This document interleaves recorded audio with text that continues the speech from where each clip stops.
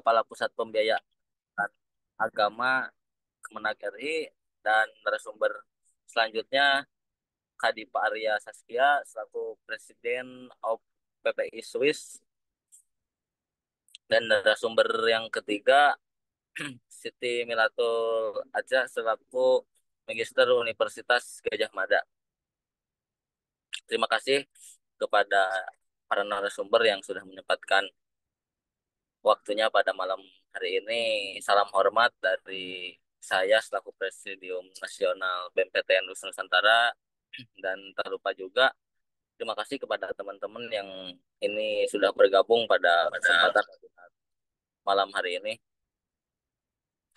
Ya, Depta Nusantara ini sebagai langkah untuk menyebar lebih luas informasi terkait urgensi pendidikan dan keluar dari era disrupsi. Salah satunya nanti mungkin akan banyak dikupas dari pengalaman para narasumber yang mengikuti dan lolos beasiswa di dalam negeri dan di luar negeri. Terus nanti juga akan dibahas lebih lengkap oleh Bapak Risman sebagai narasumber malam hari ini dari Kemenak RI, yang langsung sekaligus beliau banyak membinangi terkait beasiswa-beasiswa di perguruan tinggi yang di bawah naungan Kemenak. Agar webinar malam hari ini tidak apa tidak lama lagi, agar segera dimulai, paling pembukaan dari saya seperti itu. Selamat menikmati, mohon dicermati dan mohon diikuti sampai akhir. Terima kasih. Assalamualaikum warahmatullahi wabarakatuh. Waalaikumsalam warahmatullahi. Waalaikumsalam warahmatullahi wabarakatuh. Terima kasih.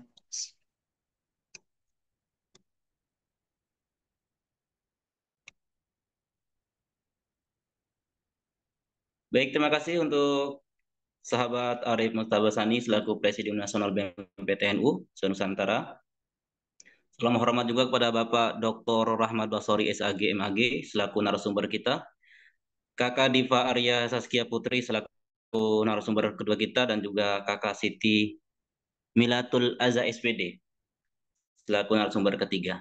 Baik, acara ini akan dipandu langsung oleh moderator kita, sahabat Sofyan Taher. Kepadanya saya persilahkan. Baik, cek apakah suara saya terdengar? Ya, Jelas, terdengar. jelas, jelas. Aman. Oke. Oke, bismillahirrahmanirrahim. Assalamualaikum warahmatullahi wabarakatuh. Waalaikumsalam warahmatullahi Salam wabarakatuh. warahmatullahi wabarakatuh. Yang terhormat kepada Bapak Dr. Ruhman Basori sebagai Kepala Puspenma Pusat Pembiayaan Pendidikan Keagamaan dan Agama Islam. Yang terhormat kepada narasumber kita Kak Diva Arya Saskia Putri. Kak Diva Saskia, benar. Kalau cek terdengar ya? Ya, Agak sedikit. Oke, ulangi. Yang terhormat kepada narasumber Kak Arya Saskia Putri, SMBA MSc sebagai Presiden of PPI Swiss, Perhimpunan Pelajar Indonesia di Swiss dan Liechtenstein, dan juga mendapatkan award LPDP luar negeri.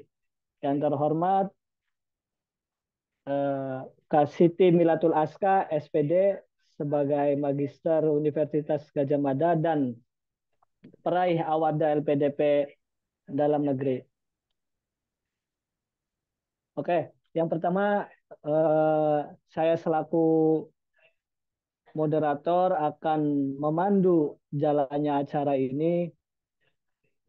Dimohon kepada kawan-kawan, sahabat-sahabat semua agar menyimak dan membersamai sampai akhir, karena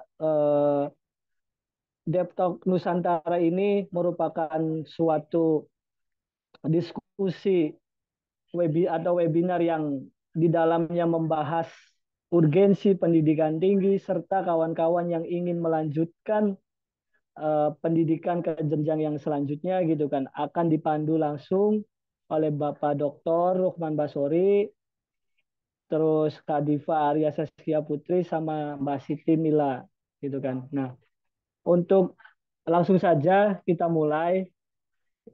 Untuk narasumber yang pertama nanti akan disampaikan langsung oleh Kak Diva Saskia Putri.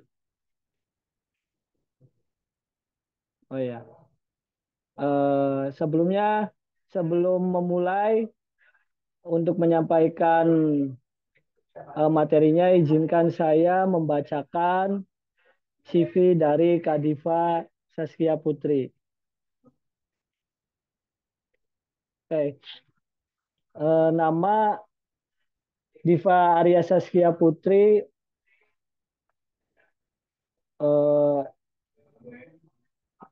bentar. Oh, ya. Untuk langsung saja untuk ke jenjang pendidikan ya, sekarang sedang menempuh atau sudah tamat ya kayak di Gleyen Institute Institute of Higher Education Switzerland. Pendidikan mulai dari Maret 2024 sampai dengan September 2025. Artinya Kak Diva ini memang sudah menyelesaikan alhamdulillah studinya S2 di Gleyen Institute of Higher Education di Switzerland. Terus di apa namanya S1 di pernah juga menganyam pendidikan di KG Business School Prancis. Nah, terus di pada tahun 2008 dimulai dari Mei 2018 sampai 2018 juga. Yang kedua ESC Rennes Business School Scholarship di Prancis juga. Certification International Strategic Management mulai dari April 2018 sampai 2018. Selanjutnya di School of Business and Management ITB Indonesia mengambil International Business Double Degree Program mulai dari Agustus 2015 sampai Oktober 2018. Dan selanjutnya di University of Hull United Kingdom mulai dari September 2017 sampai Juli 2018. Nah, beliau juga aktif di organisasi President of the Indonesia Student Association of Switzerland and Liechtenstein ya. Sebagai ketua presiden PPI Swiss dan Liechtenstein mulai dari Oktober 2024 sampai dengan Oktober 2025. Dan beliau juga riwayat kerja ya di PT Java Kreasi Solusindo Indonesia Agustus 2020 sampai sekarang, dan juga PT Shopee Internasional Indonesia mulai dari Mei 2019 sampai Februari 2024. Terus juga di PT Triplogic Semesta Raya Indonesia Agustus 2018 sampai Mei 2019. Ya, mungkin itu sekilas dari kurikulum atau riwayat dari Kak Diva Saskia Arya Putri. Dan selanjutnya saya persilakan Kak Diva untuk menyampaikan materi atau pembahasan pada kali ini. Dipersilakan Kak Diva. Thank you, Sofian. Suaraku kedengeran? Sebentar, aku nyalain videonya dulu.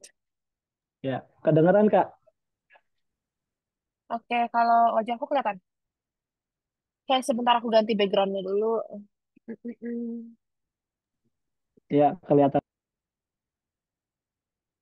Halo semuanya, selamat malam ya. Di Halo. Indonesia berarti sekarang halo, udah jam 8.30 ya? Halo, Ya, betul. Betul Kak. nggak? Jam 8.30. Kurang Halo, 2 menit.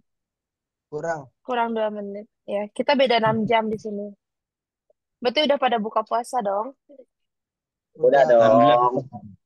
Tadi siang. udah kalau kita udah buka puasa. Dari pagi, Kak. Oke, ya udah. Em, berarti, aduh, kepake nih waktu tarawihnya sebentar ya. Ini jam, eh, enggak deh, udah beres tarawih. Oke, aku share screen dulu. Hmm, di sini masih siang, jadi nih kalau kalian lihat masih terang banget. Kelihatan?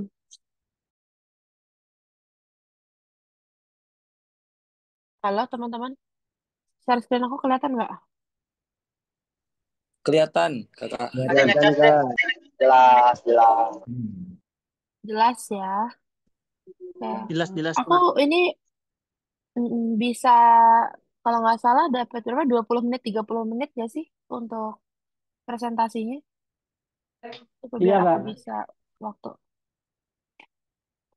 Oke, ah, biar terang. Hmm. Ya, ya udah oke. Kita mulai aja ya. Hmm. Ya, selamat malam semua. Em, jadi aku mau bahas sedikit nih tentang pengalaman aku kuliah di luar dan juga gimana tipsnya untuk bisa dapat beasiswa ya. Itu materi yang dibahas. Terus kan tema besarnya tentang kenapa penting banget pendidikan tinggi dan juga di era disruption ini. Oke, Hmm, kalau gitu kita mulai aja. Tadi udah dikenalin juga sama Sofian, terima kasih. Jadi nama aku Diva Saskia Putri dan sekarang sedang diberi eh, amanah untuk menjadi Ketua PPI Swiss dan Liechtenstein di 2024 sampai 2025 ini.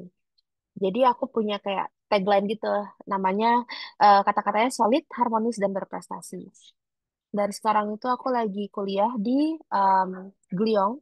Gliong itu ambil jurusannya Master of Science in Hospitality, Entrepreneurship, and Innovation. Nah, tadi juga udah dikasih tahu juga sedikit backgroundku. Aku dulu S1 di dua universitas, di ITB sama di Inggris, di University of Hull. Ini part of double degree-nya ITB. Terus sempat kerja 5 tahun di Shopee. Terus juga aku bikin bisnisku dari 2020, berarti sekarang udah 4,5 tahun lah. Namanya Mornight. Itu digital agency yang tadi namanya PT Java Kreasi Solusindo. Dan sekarang aku di Gliong, ini ambil master. Anyway, itu sekilas tentang aku. Kalau mau connect silahkan sama semua namanya di LinkedIn sama di Instagram. Nah, sedikit tentang PPI karena aku di sini juga biar kalian ada gambaran. Jadi sebagai mahasiswa di luar negeri itu ada wadah disebutnya Perhimpunan Pelajar Indonesia di setiap negara. Nah, kebetulan eh, kemarin aku diberi amanah untuk menjadi ketua PPI-nya. Dan di sini banyak sih yang kita kerjain. Cuman intinya adalah di PPI ini tuh adalah tempat kita untuk bisa mengeksplor diri, untuk bisa saling terkoneksi gitu. Dan juga eh, diperuntukkan khususnya untuk para pelajar, alumni, dan juga misalkan yang PhD, peneliti-peneliti yang ada di eh, luar negeri ini sebagai diaspora gitu. Dan kita juga sangat apa ya menjunjung tinggi kayak penting banget gitu membangun jaringan global dan juga untuk berkontribusi terhadap Indonesia. Ini kalian kalau mau scan ini Instagramnya kita. Oke, dan ini Swiss. Jadi secara gambaran besar kalau kalian lihat aku tinggal di daerah ini nih, Fribourg. Terus hari ini aku lagi ada di Bern. Karena Bern ini kan ibu kotanya dan kebetulan ada acara buka puasa bareng hari ini. Sorry banget, ini kayaknya ada yang belum ke-mute ya. Boleh tolong di-mute dulu nggak? Siapa yang belum mute ya? Anyway, aku lanjut. Nah, ini kalau kalian mau tahu seberapa besar Swiss dan ada berapa banyak universitasnya, kita di sini ada dibagi jadi Universitas Hospitality, ada Applied Science, ada Research Institution. Ini aku udah bantu sama eh, kasih warna-warnanya. Jadi kalian bisa lihat, oh, kalau misalkan universitas yang jurusannya kayak ada engineering, ada bisnis, ada macam-macam itu aku kasih warna merah. Jadi contohnya University of Zurich. Terus ada juga University di Geneva. Nah, ini univ-univ besar yang dia banyak banget jurusan-jurusannya gitu. Yang beda-beda dari kesenian ada engineering, kedokteran gitu, macam-macam. Oke. Sebentar. Nah, terus kenapa sih kita sangat penting gitu? Apa sih pentingnya bisa kuliah sampai ke luar negeri gitu? Karena pertama di sini tuh kita punya akses terhadap kayak teknologi terkini, ilmu pengetahuan terkini juga. Jadi kalau kita gabungin sama era disrupsi kan kita tahu ya, sekarang udah ada AI. Terus juga orang-orang juga udah mulai memanfaatkan teknologi gitu dalam pembelajarannya. Dan di sini tuh memang sangat apa ya? Kayak sangat menunjang pendidikan juga gitu. Terus kalau misalkan di kelas contohnya, aku misalkan gak masuk nih ke kelas karena sakit. Tapi memang udah di record juga gitu sama dosennya. Jadi kalaupun kita nggak sempat masuk hari itu, kita masih punya misalkan recordingnya. Tapi kita harus request dulu. Jadi kita nggak akan ketinggalan pelajaran.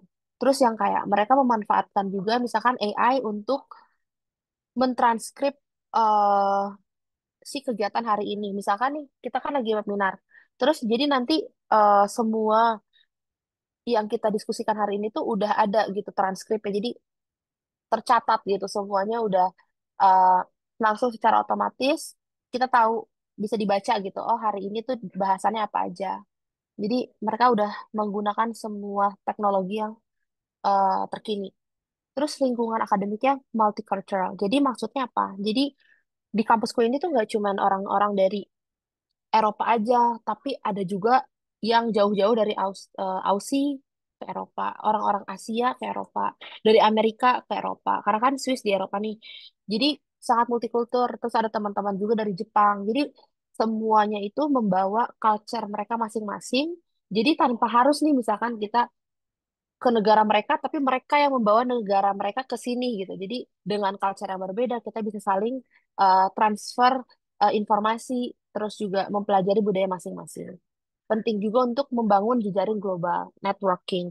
Karena networking itu sama seperti your network gitu. Aku selalu bilang kayak your network is your network. Maksudnya apa? Jadi kalau misalkan kalian merasa kayak, aduh, kayaknya aku belum punya modal nih, aku misalkan bingung mau ngapain. Nah, kalian ber dimulai dari ngeliat dulu kenalan kalian tuh siapa. Siapa tahu dari kenalan yang kalian punya itu bisa menunjang goals kalian gitu.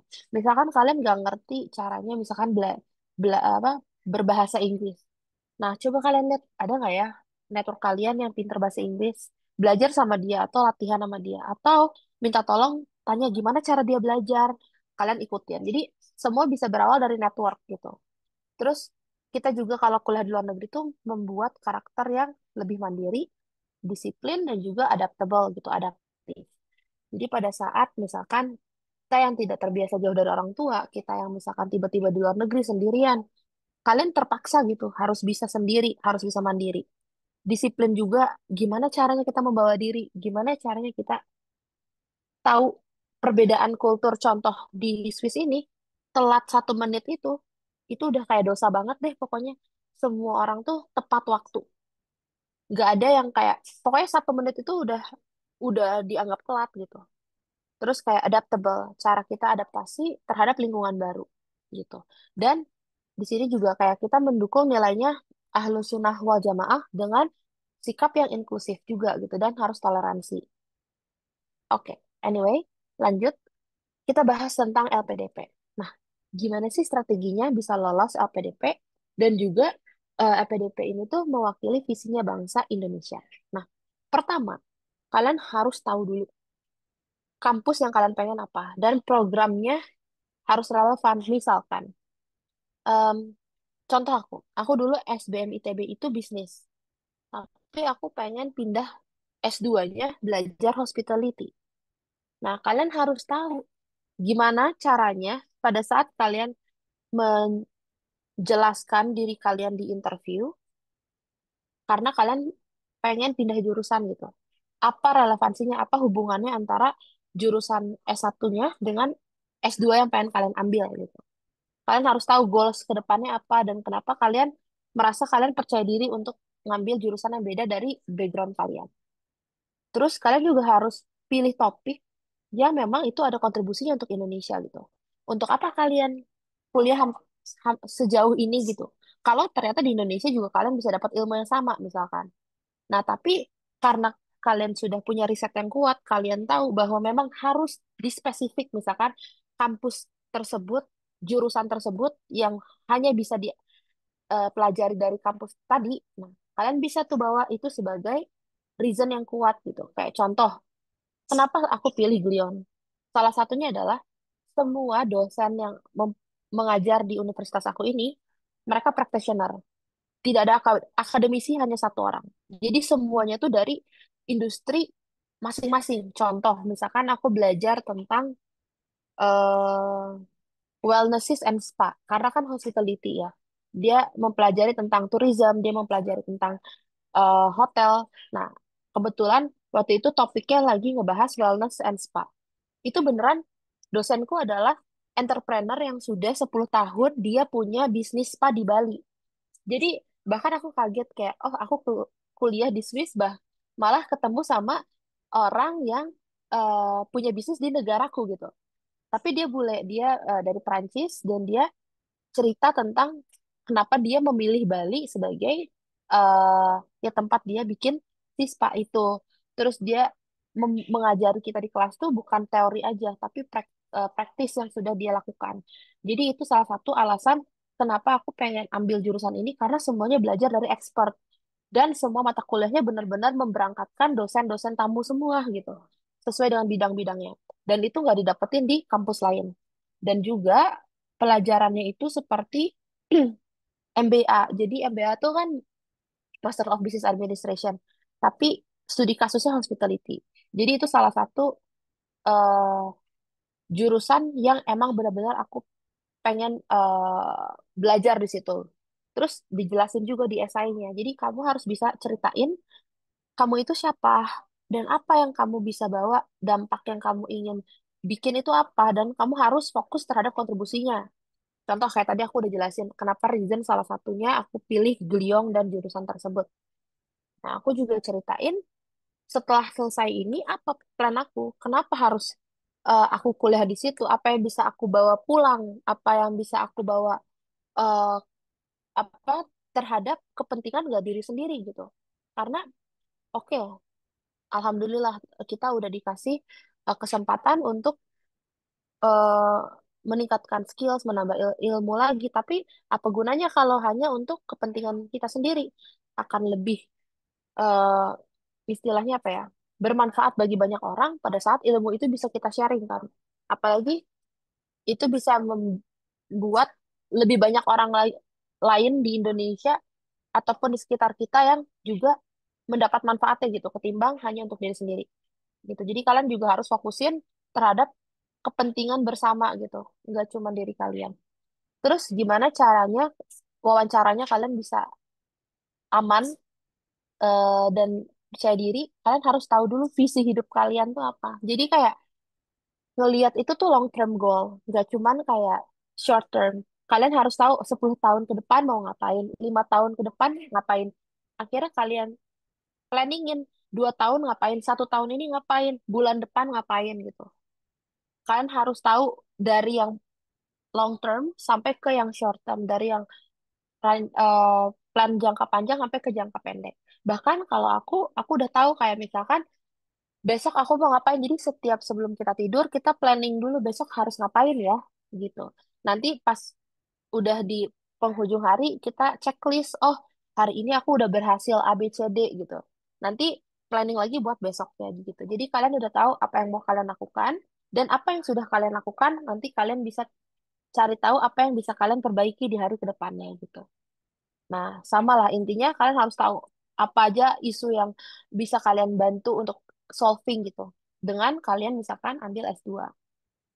Nah, dan LPDP itu bukan hanya beasiswa aja, tapi ini adalah sebagai amanah juga. Dan juga ini bisa karena kalian eh apa based on Islam juga kan, paham banyak hal-hal yang kita kan harus jadi khalifah dan segala macam, digabungin gitu. Gimana sih cara menjadi pemimpin yang baik gitu sesuai ya dengan syariah Islam.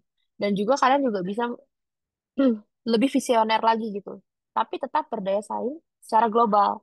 Karena nanti kalian bisa melihat, bisa menjadi lebih toleran juga. Oh, beda-beda culture, kalian harus paham gitu. Nah, ini aku singkat aja. Kalau misalkan kalian mau tahu cara daftar kuliah di luar negeri kayak gimana, kalau kalian mau pakai beasiswa ataupun kalian tanpa beasiswa. Intinya kalian harus tahu dulu programnya mau apa, universitasnya di mana. Kalian harus punya sertifikasi bahasa Inggris. Itu penting banget. Yang paling penting itu IELTS yang atau TOEFL. Habis itu kalian harus punya dokumentasi, dokumen-dokumen yang penting, contoh esai, rekomendasi dari dosen, ataupun rekomendasi dari tokoh masyarakat.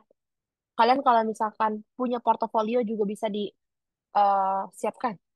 Terus kalian nanti tinggal ajuin aplikasinya. Misalkan kalian mau daftar di mana, kalian lihat aja di website sekolahnya berapa biaya aplikasi ke sekolah tersebut. Terus nanti kalau kalian udah diterima, setelah kalian lolos seleksi administrasi, wawancara, udah kasih motivation letter juga ke kampusnya. Nanti ada namanya letter of acceptance kalau kalian diterima. Jadi LPDP itu ada dua cara. Either kalian itu daftar LPDP baru daftar kampus, atau kalian udah keterima di kampusnya baru daftar LPDP. Tapi stepnya nanti jadi berbeda. Dulu aku udah keterima dulu di kampus, baru aku daftar LPDP itu. Jadi aku nge-skip satu step, yaitu step skolastik. Jadi kayak nggak usah TPA, nggak usah tes tulis, tapi straight interview gitu. Jadi langsung ke interview akhir setelah administrasi lolos. Tapi kalau kalian belum keterima kampus, kalian harus ada skolastik dulu. Cuman intinya kalian harus tetap cek di website resminya karena biasanya tiap tahun ada kayak update gitu. Terus, urusin visa tuh juga butuh waktu. Jadi jangan mepet. Kalau misalkan kalian udah keterima kampusnya, udah keterima beasiswanya, kalian harus at least, dulu sih aku 1 sampai 2 bulan visanya keluar. Tapi lebih aman kalau kalian 3 bulan. Terus kayak harus tahu di negara tersebut butuh uang minimal berapa biaya hidupnya. Contohnya misalkan kalau di Swiss itu kita bisa hidup lumayan nyaman lah di atas 1.500 atau 1.700 sampai 2.000 untuk tinggal karena kan Swiss salah satu negara termahal di dunia dan juga biaya hidupnya tinggi, tapi memang kalau memang orang di sini juga UMR-nya ya setara dengan biaya hidupnya gitu. Jadi kita nggak bisa bandingin dengan Indonesia karena memang di Swiss ini 5 kali lipat lebih mahal daripada di Indonesia. Gitu. Contohnya nih, ini aku lagi ada di apa namanya di Bern. Di Bern itu harga McD misalkan McDonald di Indonesia kan kita 35.000 misalkan udah bisa makan ayam pakai minum ya. Di sini 350.000 gitu. Beda nol. Tapi itu udah paling murah. Jadi sekali makan di sini misalkan 350.000 gitu. Ya, kalau di Indonesia itu udah mewah banget kan. All you can eat kita bisa dapat gitu. Terus juga kan harus siapin kayak apa aja sebelum berangkat dan harus tahu misalkan di sini itu negaranya bakal sedingin apa sih barang-barang yang harus kalian bawa dari Indonesia apa aja gitu. Terus realitanya gimana setelah kuliah di sini? Pasti dong kaget di awal-awal. Aku juga sedikit culture shock adalah dikit-dikit kayak oh ternyata di sini orang makan itu nggak bisa kayak 24 jam restoran buka di sini enggak. Tapi kita cuman makan sesuai jam makan. Contoh, makan pagi, restoran buka. Terus udah gitu dia tutup. Baru buka lagi nanti jam 12 siang. Dan bukanya juga cuma 2 jam sampai jam 2 siang. Terus tutup lagi. Nanti kalau mau makan malam baru nanti nunggu lagi buka jam 6 sore misalkan. Kenapa seperti itu? Karena memang salah satunya biaya membayar orang bekerja di sini tinggi. Jadi mereka hanya buka restoran sesuai jam makan doang gitu. Itu lumayan kaget karena mau nggak mau kita nggak bisa makan seenaknya. Kita nggak bisa tiba-tiba lapar jam 4 sore gitu pengen makan nggak ada yang buka restoran. Jadi satu-satunya resto yang 24 jam biasanya McDonald doang. Cuman tempat-tempat lain mereka bukanya pagi atau siang atau malam gitu. Atau masak aja sendiri. Kalau kalian tiba-tiba lapar di jam restoran yang masih tutup misalkan. Terus juga adaptasi bahasa. Di sini bahasanya banyak. Belajarnya tuh nggak hanya bahasa Inggris, tapi sesuai lokasi kita tinggal. Misalkan di daerah Swiss ya lebih mepet ke negara Perancis, orang-orang ngomongnya Perancis. Negara Swiss yang lebih mepet ke Jerman, ngomongnya bahasa Jerman kayak gitu. Dan gimana caranya kalau kalian lagi kangen nih sama keluarga kalian ya udah telepon mereka, video call. Nah itu juga kan untuk mengobati rasa kangen ya, karena kan jauh. Nggak bisa langsung tiba-tiba, aduh besok ke Jakarta, aduh besok pulang deh gitu. Kan tidak semudah ini. Dan tidak semurah itu juga ya beli tiket dari Eropa ke Indonesia. Jadi ya udah, kalau kangen ya telepon. Caranya gimana untuk bertahan hidup biar tidak homesick? Salah satunya kalian bisa join PPI gitu. Komunitas ini isinya orang Indonesia semua. Dan kalian kalau misalkan kangen pengen ngomong bahasa Indonesia lebih enak kan sama komunitas yang sama-sama bahasa Indonesia. Kalian juga harus bisa disiplin, manajemen waktunya harus baik dan jaga kesehatan. Bukan hanya mental tapi juga spiritual.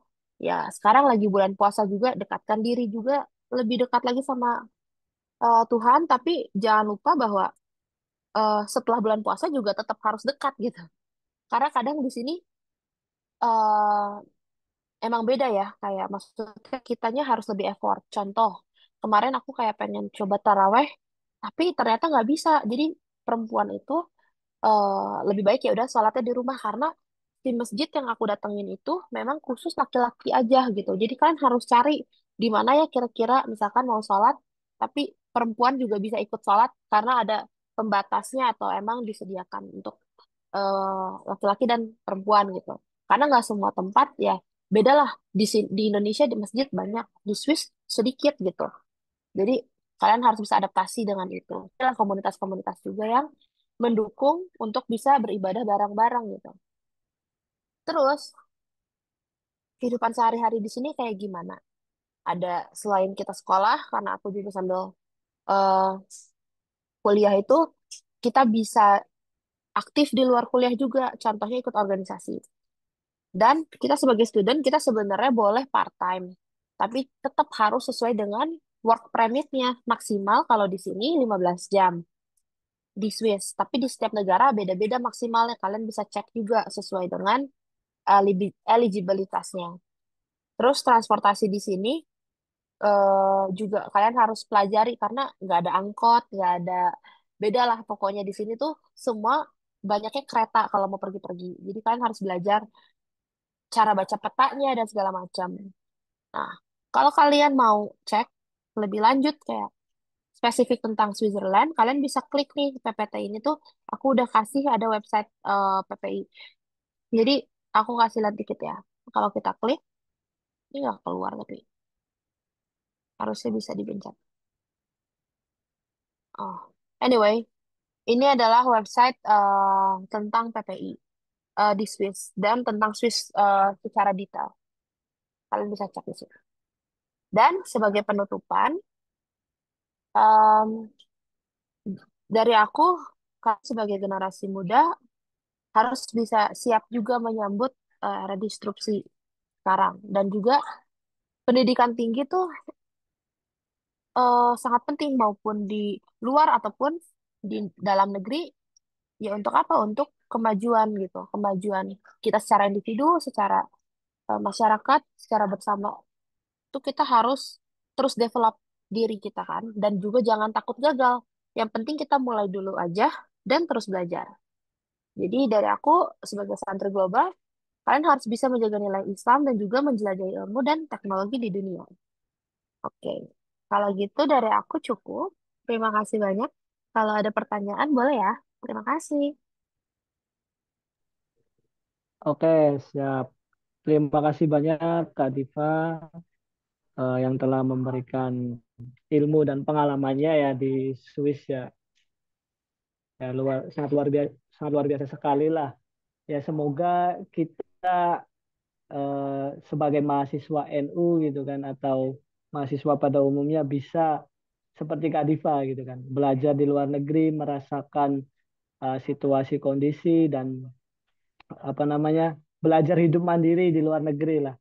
Tapi bukan kabur aja dulu, tapi kita apa namanya menuntut ilmu gitu kan. Karena pepatah bilang kan tuntutlah ilmu gitu kan, walaupun sampai ke negeri Cina.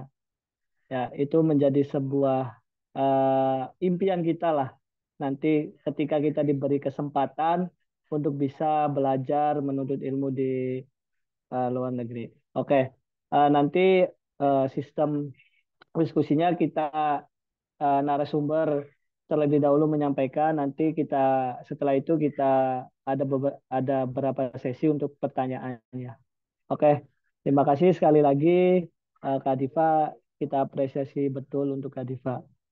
Nah, selanjutnya Thank eh, you. narasumber yang kedua untuk menyampaikan pemateri yaitu senior kita semua, Bapak Dr. Ruhman Basori sebagai Kepala Puspenma. Nah, sebelum itu saya bacakan CV terlebih dahulu. Bentar, bentar.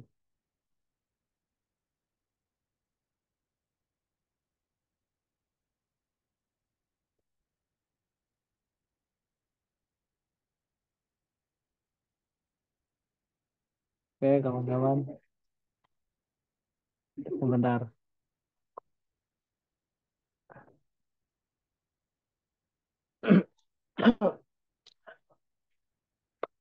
Bapak Dr. Rohman Basori ini merupakan Kepala Puspenma ya Pusat Pembiayaan Pendidikan Agama Islam dan Keagamaan. Ya. Beliau eh, meraih gelar yaitu MA Magister MA Magister eh, di IAIN Wali Songo tahun 2024 tahun 2004 mengambil jurusan Pemikiran Pendidikan Islam di UIN Wali Songo dan beliau juga menempuh S3 di Manajemen Kependidikan Universitas Negeri Semarang, UNES. Jangan Ya. panjang-panjang Mas, anunya langsung aja namanya. Jangan Oke, panjang-panjang. siap. Nanti habis Siap, siap. waktunya. Eh, untuk itu, untuk menyampaikan materinya atau pembahasannya kepada Bapak Dr. Rahman Basori, saya persilakan.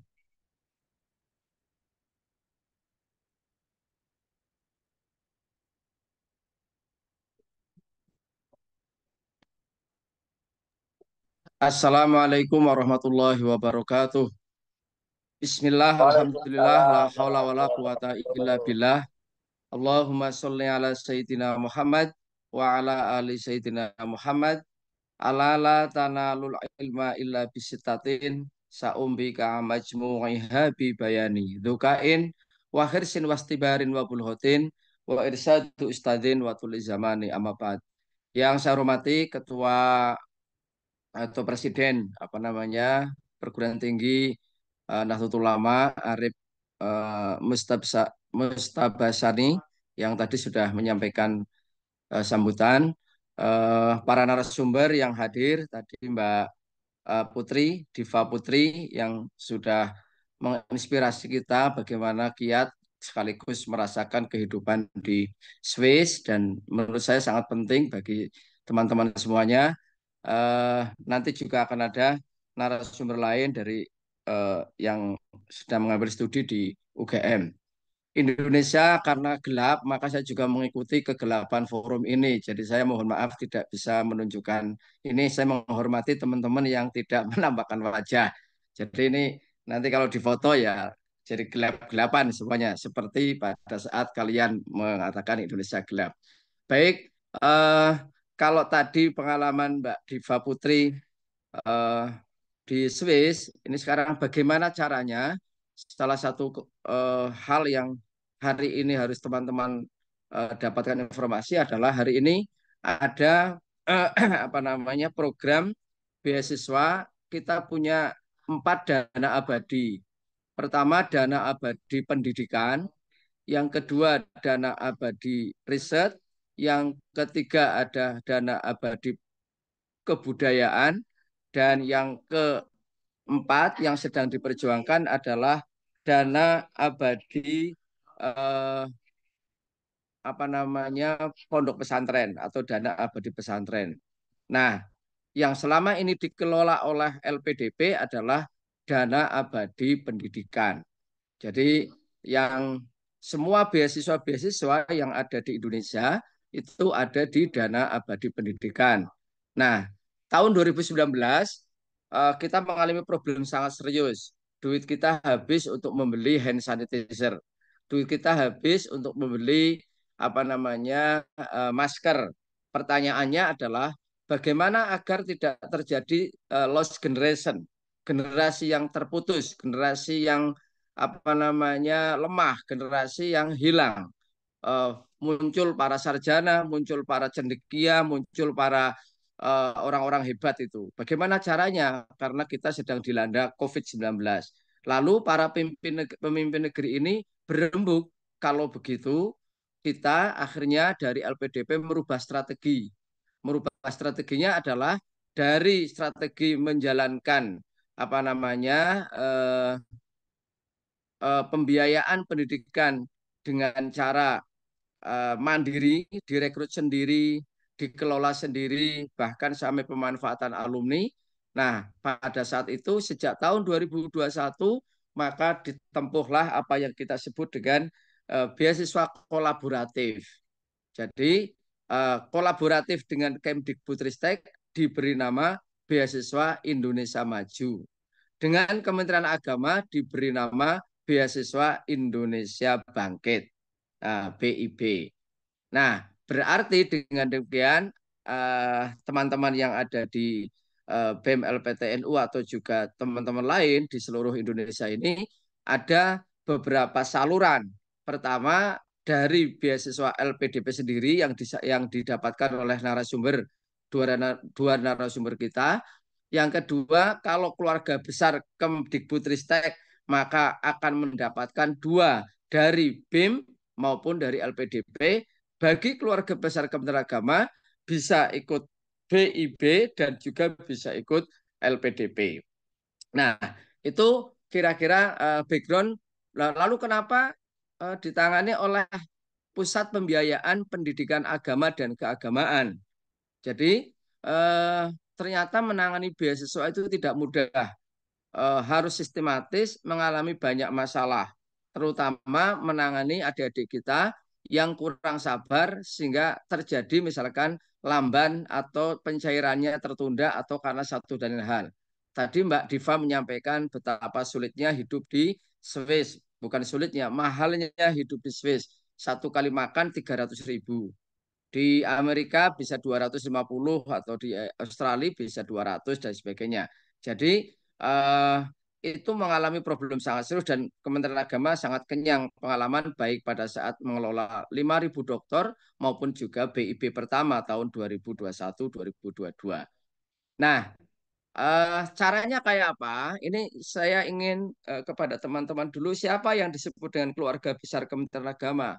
Yang disebut keluarga besar Kementerian Agama adalah pertama siswa, mahasiswa, santri itu di bawah binaan Kementerian Agama. Berarti kalau siswa, siswa Madrasah Aliyah, mahasiswa PTKI, perguruan tinggi keagamaan Islam, termasuk perguruan tinggi keagamaan di luar Pendis, di bawah Kristen, Direktorat Jenderal Agama Kristen, Buddha, Katolik, Konghucu, dan sebagainya. Ada kelompok klaster yang kita sebut dengan guru, ustadz, kiai, atau dosen. Ini juga bisa mendapatkan program ini. Yang ketiga adalah tenaga kependidikan. Tenaga kependidikan, yaitu tenaga kependidikan yang ada di madrasah, tenaga kependidikan yang ada di UIN, YIN, STAIN, dan juga PTKIS. Yang terakhir yaitu keluarga atau bagian dari pegawai Kementerian Agama dari pusat sampai daerah itu juga berhak mendapatkan program-program semacam ini. Nah, lalu syaratnya kayak apa? Syaratnya yang pertama warga negara Indonesia. Jadi kalau kemarin banyak bertanya bagaimana kalau teman-teman kita di Malaysia atau juga Thailand yang kemarin atau bahkan yang sedang problem-problem konflik kemudian ke Indonesia kemudian diberi beasiswa bisa nggak? Sementara ini belum karena memang concernnya untuk WNI. Yang kedua lah ketercukupan TOEFL ya, ketercukupan TOEFL. Eh, Coba saya ini biar apa? Hmm, Saya izin share. Ya, bisa dilihat ya teman-teman ya. Halo, bisa dilihat ya, moderator? Melihat. Ya, Bisa, Bapak. ya, ya. Ya, kan moderator ini. Oke.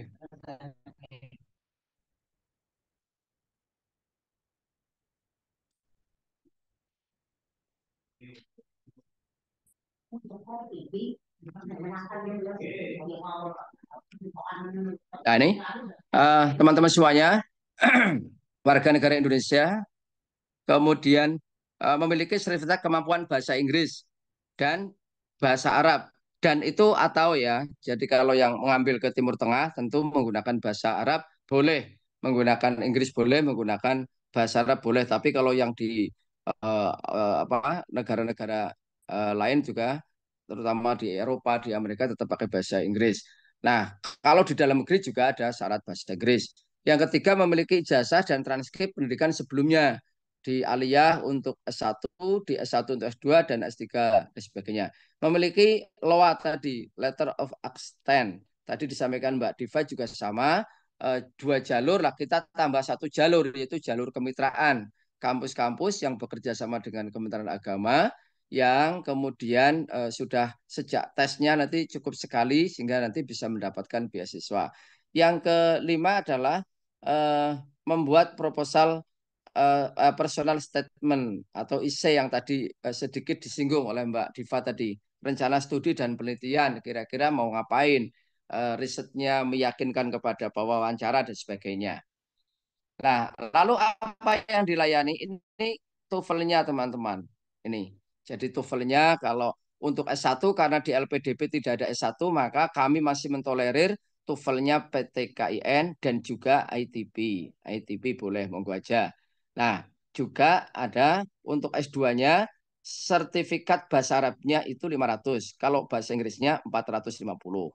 Di S3-nya sertifikat bahasa Inggris pusat bahasa ini apa namanya ini agak keliru nih. Mestinya bukan ini sertifikat bahasa Arab ya untuk di pusat bahasa. Ini yang untuk bahasa Inggris di S3 ya. Di S3. Di S2 dalam dan luar negeri yang dua dan luar negeri tentu membutuhkan seperti Mbak Diva tadi, TOEFL, TOEFL dan sebagainya. Itu ada tulisan karena selama ini memang standar bahasa Arab itu belum ada ya. Jadi kita masih menggunakan standar bahasa Arab kita. Itu tentang TOEFL kita. Kemudian saya ingin sampaikan di Kementerian Agama itu ada 4 jenis beasiswa. Pertama, beasiswa umum. Jadi teman-teman bisa mengambil jalur pertama ini dengan beasiswa umum ini, yaitu beasiswa untuk keluarga besar Kementerian Agama untuk S1, S2, S3 ya. S1 untuk S1 luar negeri belum ada, baru S1 dalam negeri. Kemudian yang kedua beasiswa prestasi, yaitu bagi mereka yang memiliki prestasi akademik maupun non akademik termasuk mereka yang hafid Quran 10 juz. Nanti adik-adik kita bisa mengambil di beasiswa prestasi S1 dalam negeri maupun beasiswa double degree di S2 di luar negeri. Yang ketiga adalah beasiswa target, yaitu beasiswa yang dimaksudkan sebagai bentuk afirmasi untuk mendukung program-program dan visi besar Kementerian Agama dalam rangka untuk meningkatkan akses, mutu, dan daya saing bagi guru, dosen, dan sebagainya yang tadi saya sebutkan. Nah, ini hanya ada 2 layanan. Pertama, adik-adik yang tidak bisa mengikuti offline, nanti kita sudah punya namanya PJJ, Pendidikan Jarak Jauh, yang kita tempatkan di UIN Cirebon untuk program S1. Yang kedua, program beasiswa santri berprestasi PBSB untuk S1. Jadi, kalau ditanya apakah dengan demikian digantikannya eh, apa namanya PMU itu dengan pusat pembiayaan, bagaimana nasib PBSB? Masih ada dan masih kita pertahankan nama PBSB karena mempunyai legenda yang cukup panjang tahun 2005 sampai sekarang. Bagi adik-adik yang berlatar belakang santri, jenisnya adalah jenis beasiswa target. Kemudian ada teman-teman yang tidak sempat mendapatkan degree, maka teman-teman bisa mengikuti bantuan penyelesaian pendidikan S3 dalam negeri, yaitu semacam bantuan studi untuk yang sedang menyelesaikan disertasi, itu semester 3 ke atas dan sudah seminar proposal. Nanti akan ada dilakukan itu. Nah, lalu teman-teman mau dapat apa semuanya? Ini tadi selama S2 24 bulan, S1 48 dan S2 48 bulan, kira-kira dapat 6 hal itu, baik dana pendidikan maupun dana pendukung. Lengkap-lengkap semuanya nih Mas. Dana pendaftaran, dana SPP, tunjangan buku, biaya riset, bantuan seminar, publikasi jurnal, sampai pada bantuan publikasi jurnal. Transportasi, asuransi, biaya hidup, kedatangan, tunjangan keluarga, dan juga untuk pembiayaan aplikasi visa dan sebagainya. Nah, jalur kemitraan berarti hari ini adik-adik kita yang lulusan PTNU mendapatkan LOA dari kampus, dari UGM misalkan, atau dari UIN, atau dari mana, jangan lupa ambil prodi unggul atau A, dan perguruan tingginya unggul atau A, kecuali yang bermitra dengan Kementerian Agama, maksudnya jalur kemitraan. Nah, kemudian yang ketiga, jalur reguler. Berarti adik-adik yang S2 dan S3, itu adik-adik sekarang diterima BIP dulu, baru kemudian mendaftar beasiswa di daftar kampusnya LOA. Untuk dalam negeri 12 bulan, untuk luar negeri sekitar 18 bulan, masa perpanjangan 6 bulan. Itu tesnya ada apa namanya 3 ini, seleksi administrasi, seleksi wawancara, seleksi akademik, dan sebagainya. Nanti jangan remehkan seleksi wawancara, karena kerap justru wawancara ini menjadi problem sendiri, karena justru disitulah akan kita lakukan. Terima kasih, saya tidak membegitu apa namanya panjang lebar, cukup untuk menambah apa yang disampaikan dengan Mbak Diva. Pesan saya lain waktu kalau bikin seminar pada kelihatan wajahnya, jadi tidak seperti Indonesia gelap hari ini ya Mas Moderator ya. Terima kasih. Wallahul muwaffiq ila aqwamit thoriq. Wassalamualaikum warahmatullahi wabarakatuh. Tadi saya jam 2 itu luar biasa 250 dan menunjukkan wajahnya semua. Jadi saya tahu kalau nanti dia, Pak Roman saya pernah ikut loh PB Kopri. Ya, ini bisa jadi hanya nama-namanya, jadi saya nggak ada jaminan kalau saya tidak tahu namanya. Terima kasih. Assalamualaikum warahmatullahi wabarakatuh. Waalaikumsalam warahmatullahi wabarakatuh. Ya, disampaikan terima kasih pada yang terhormat Bapak Dr. Rohman Basori sebagai Kepala Puspenma Kemenag RI ya, yang telah memaparkan atau memberikan gambaran untuk kita semua bagaimana step atau gambaran nanti ketika kita pengen atau ingin mendaftarkan beasiswa LPDP Indonesia Bangkit atau beasiswa Indonesia Bangkit BIB dari Kemenag RI. Nah, jadi nanti Pak Rufman, Pak Dokter inilah yang nanti memberikan apa namanya pembiayaan bagi mahasiswa yang ingin melanjutkan studinya ke jenjang yang lebih tinggi gitu. Oke, tanpa berlama-lama lagi kita lanjut ke narasumber berikutnya yaitu Mbak Siti Milatul Aska. Cek Mbak Siti, Mbak Mila udah di room kah? Oke, oke, udah. Suara saya Oke. kedengeran nggak? Kedengaran, kedengaran. Kedengeran. Oke, boleh tolong dibantu itu ya, sesuainya. Oke, sebentar. Ya,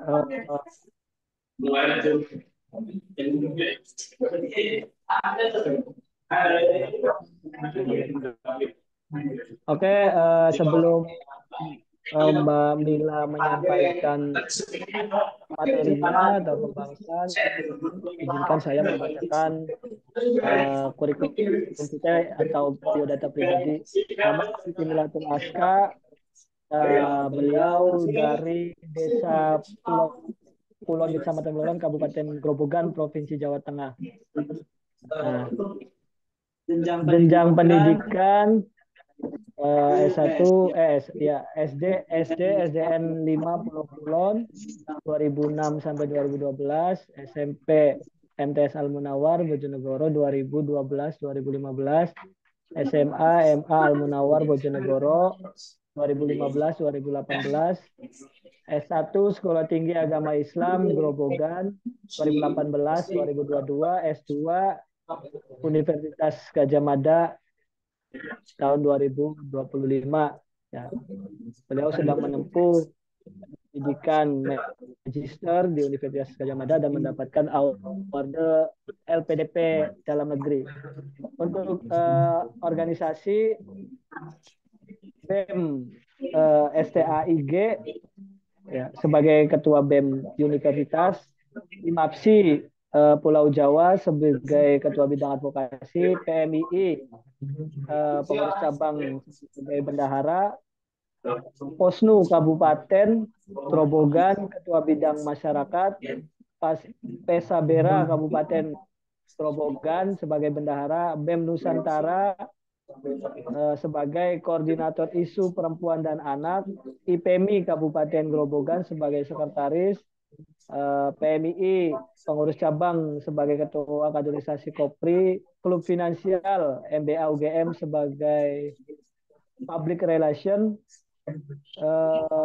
Klub Marketing MBA UGM sebagai resources general affair, pengalaman pekerjaan bimbel titik belajar sebagai founder, Emma Hanafi sebagai guru, Kementerian Desa sebagai duta.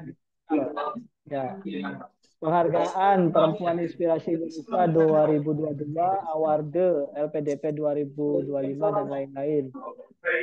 Ya. Udah cukup kali ya, sebelum dilanjut aja gitu. Oke, mungkin dicukupkan ya Mbak Mila.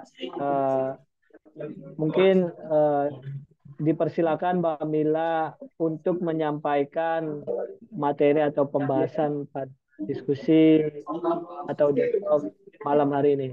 Mangga Mbak, dipersilakan. Oke, sebelumnya terima kasih. Assalamualaikum warahmatullahi wabarakatuh. Kedengaran suara saya? Halo? Kedengaran. Oke.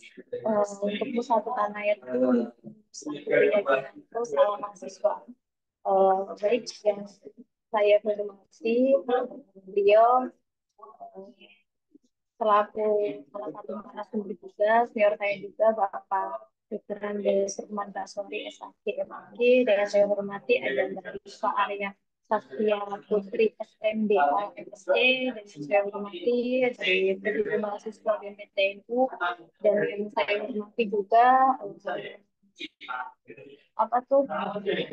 dari sahabat saya moderator, yang saya hormati juga teman-teman semua yang ikut bergabung dalam diskusi di malam kita hari ini ya. Jadi yang pertama yang kita harus bahas nanti yaitu terkait dengan pentingnya pendidikan untuk generasi muda, yang dimana kalau kita bicara penting, berarti pendidikan ini merupakan aspek yang sangat fundamental dalam kehidupan manusia, yang dimana hari ini kita sebagai generasi muda itu, apalagi sebagai penerus bangsa itu membutuhkan pendidikan yang berkualitas, yang nantinya itu agar kita dapat menghadapi tantangan di masa depan. Apalagi dengan adanya seperti ini ya, beberapa kebijakan itu sempat apa tuh, sempat gonta-ganti. Terus dengan juga adanya pendidikan ini, kita dapat mengembangkan potensi diri kita serta meningkatkan kualitas hidup dan berkontribusi bagi masyarakat. Oke, kita agak cepet ya teman-teman ya, biar nanti kita ada sesi tanya jawabnya biar lebih cepet juga. Kalau kita bicara terkait tantangan hari ini apa sih? Yang pertama tentu tantangan globalisasi ya. Tantangan globalisasi itu yang semakin ketat, yang dimana uh, hari ini uh, persaingan global itu semakin semakin banyak. Jadi tinggal kita ya, kita mau menempatkan di posisi seperti apa. Oke, sahabat moderator, sebelumnya boleh dibantu share screen-nya. PPT udah saya kirim ya. Saya agak repot nih, jadinya belum bisa share Oh gitu. ya, oke oke oke Oke, oke. oke. Lanjut aja. Terus Mbak yang kedua Mbak berkaitan Mila, dengan, ya, ya lanjut lanjut. oke, yang kedua berkaitan dengan teknologi, perkembangan pesat, apalagi kita di era digital ya. Kalau kita nggak memanfaatkan teknologi, tentu kita akan ketinggalan. Apalagi teman-teman yang hari ini kuliah, saya juga yang hari ini masih kuliah juga, kita seringkali memanfaatkan yang namanya AI untuk membantu pembelajaran kita. Jadi mau nggak mau kita juga harus update terhadap teknologi. Jadi kita nggak boleh itu terhadap teknologi. Terus yang ketiga kita berkaitan dengan isu kompleks. Isu kompleks hari ini apa sih? Apa yang dibutuhkan negara? Apa sih yang bisa kita berikan untuk negara? Itu tentunya juga sangat penting dan harus kita belajar mata-mata gitu teman-teman ya. Terus yang ketiga, kalau kita bicara mengapa pendidikan sangat tinggi itu penting. Yang pertama kita tentunya akan berpikir lebih kritis ya. Berpikir lebih kritis karena yang dimana slide ketiga ya, langsung slide ketiga, sahabat tes. Karena kalau kita berpendidikan lebih tinggi, tentunya kita akan jauh lebih berpikir lebih kritis daripada teman-teman yang berpendidikannya hanya SMA dan ataupun tidak lulus SMA ya. Terus yang kedua terkait juga wawasan global. Wawasan global ini tentunya yang harus kita miliki, dan ini penting sekali karena kita tidak tahu di 2 tahun ataupun 4 tahun yang akan datang itu globalisasi seperti apakah yang nanti akhirnya akan kita hadapi. Jika saja teman-teman hari ini yang memang sudah lulus S1 ataupun belum lulus S1, segera persiapan untuk melanjutkan jenjang S2, karena semakin banyak kita luangkan waktu untuk persiapan, tentunya kita bicara problemnya juga akan semakin kecil. Jangan sampai teman-teman hari ini ketika sudah mau lulus nih, belum punya pandangan mau kemana atau belum mempersiapkan, coba lakukan teman-teman mulai mempersiapkan, karena S2 itu menurut saya itu harus butuh gitu tentang persiapan mental, niat dan finansial itu juga. Terus next kita ke slide keempat, investasi masa depan. Kalau kita bicara terkait pendidikan, tentu ini menjadi investasi masa depan yang dimana semua yang bisa kita ubah dengan pendidikan gitu. Kalau teman-teman mau memperbaiki karir, itu juga harus dengan pendidikan. Pendidikan itu tidak menjamin kita akan mendapatkan pekerjaan, namun pendidikan itu akan mempermudah kita mendapatkan pekerjaan. Teman-teman misalnya ada 3 kuota yang buat pendidikan tinggi, dan misalkan ada 3 kuota, 10 di antara mereka itu yang pendidikan tinggi dan yang anak-anak 3, yang 7 enggak. Tetap yang prioritaskan itu teman-teman yang berpendidikan tinggi, karena mereka mempunyai daya pikir yang lebih panjang. Tentu itu akan menambah sikap positif dan apa ya, kualitas diri kita itu tidak diragukan lagi teman-teman. Nah, slide kelima lanjut terkait dengan keterampilan di era digital. Kalau kita bicara hari ini sudah di era digital, mau ngapain sih selain dengan pendidikan ini, teman-teman juga harus paham dengan literasi digital. Jadi hari ini pembelajaran S2 di kampus saya, di S2 di UGM ya, itu semua juga serba digital. Jadi mau nggak mau kita juga harus lihat, kita juga harus mengikuti, kita harus apa ya, intinya aktor diri lah, kita nggak boleh bawa acu, kita nggak boleh tangan eh, dengan hari ini karir kita hari ini, kita nggak boleh sama dengan kualitas kita yang kita miliki hari ini gitu. Oke, terus yang ke terkait dengan peran pendidikan tinggi dalam inovasi. Nah, kalau kita bicara terkait dengan peran pendidikan tinggi dalam inovasi ini, yaitu teman-teman ketika memang S2 nanti kan untuk mempunyai hasil akhir bentuk berupa penelitian, dan silakan teman-teman ketika memang di S1 sudah ada rencana penelitian apa, terus mau lanjut juga ada penelitian apa, silakan teman-teman mempersiapkan semuanya. Dan teman-teman tadi saya sepakat apa yang dikatakan oleh enggak dari pemateri sebelumnya ya, bahwa kalau teman-teman mau dapat beasiswa, teman-teman harus menyiapkan TOEFL. TOEFL kalau di dalam negeri, kalau di luar negeri itu teman-teman harus punya IELTS. Kalau dulu saya itu ngurus TOEFL itu sampai saya bolak-balik ke Paris.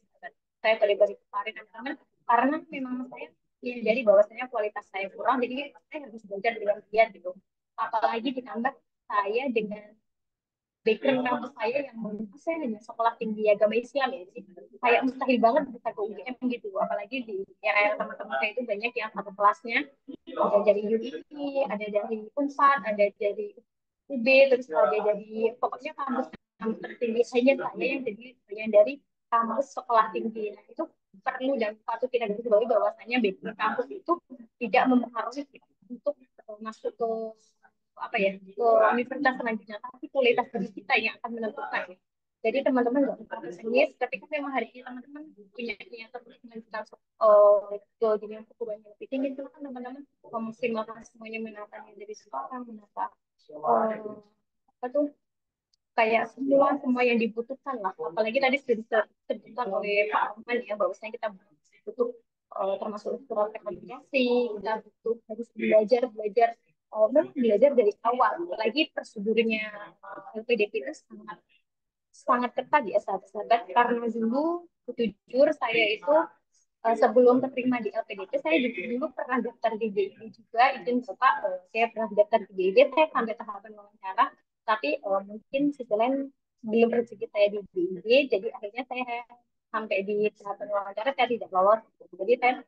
Jadi saya itu melihat bahwasanya persaingan itu semakin ketat dan kualitasnya itu semakin diadu. Jadi kalau di BIP itu pokoknya ada, yang saya ingat tuh dulu ada 364 kalau di BIP, kalau di LPDP itu ada 60 soal atau 50 gitu. Jadi tetap semuanya yang hasil kritisnya itu diwawancara, bagaimana kita bisa meyakinkan wawancara, bagaimana tadi yang disebutkan oleh narasumber kita juga, kalau kita itu melanjutkan studi perguruan tinggi itu apa sih yang nantinya bermanfaat untuk orang lain, bukan untuk diri kita sendiri ya. Terus yang perlu digarisbawahi juga, kenapa sih LPDP, kenapa sih BIB harus membiayai teman-teman?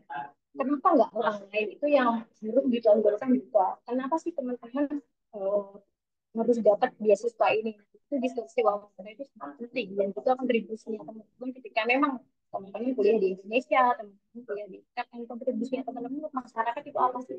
Harus jelas, risetnya juga harus jelas. Teman-teman mau membantu pemerintahan dalam hal bidang apa, ataupun ingin membantu menyelesaikan problem-problem yang hari ini masih menjadi problem apa. Itu silakan nanti teman-teman pertimbangkan ketika teman-teman membuat essay. Terus yang ketujuh, akses pendidikan tinggi. Kalau kita yang pertama kita bicara pendidikan tinggi, tentu kita bicara biaya ya teman-teman. Enggak menafik karena teman-teman ketika memang studi di luar negeri ataupun di dalam negeri ini memerlukan biaya yang bukan hanya banyak lagi ya, tapi memang sangat banyak gitu. Teman-teman bisa mungkin bisa buat umroh itu sampai 6 kali 7 kali ya kalau kita itu. Tapi kan di sini kita bicara terkait biaya ini tidak bisa dikaitkan dengan dan tidak bisa kita keluarkan dengan hal lainnya. Makanya akses pendidikan tinggi ini sangat penting, terutama yang kita fondasikan dalam hal pendidikan beasiswa, yaitu keterbatasan biaya. Teman-teman yang punya keterbatasan biaya ya seperti saya juga, silakan teman-teman memaksimalkan niat dan tekad untuk bisa berkontribusi lewat beasiswa. Salah satunya tadi sudah diajarin juga sama Bapak senior kita, Bapak Arman, ada di ID telah dibuka. Teman-teman silakan daftar. Teman-teman silakan daftar. Kalau memang gagal belum rezeki itu nggak masalah.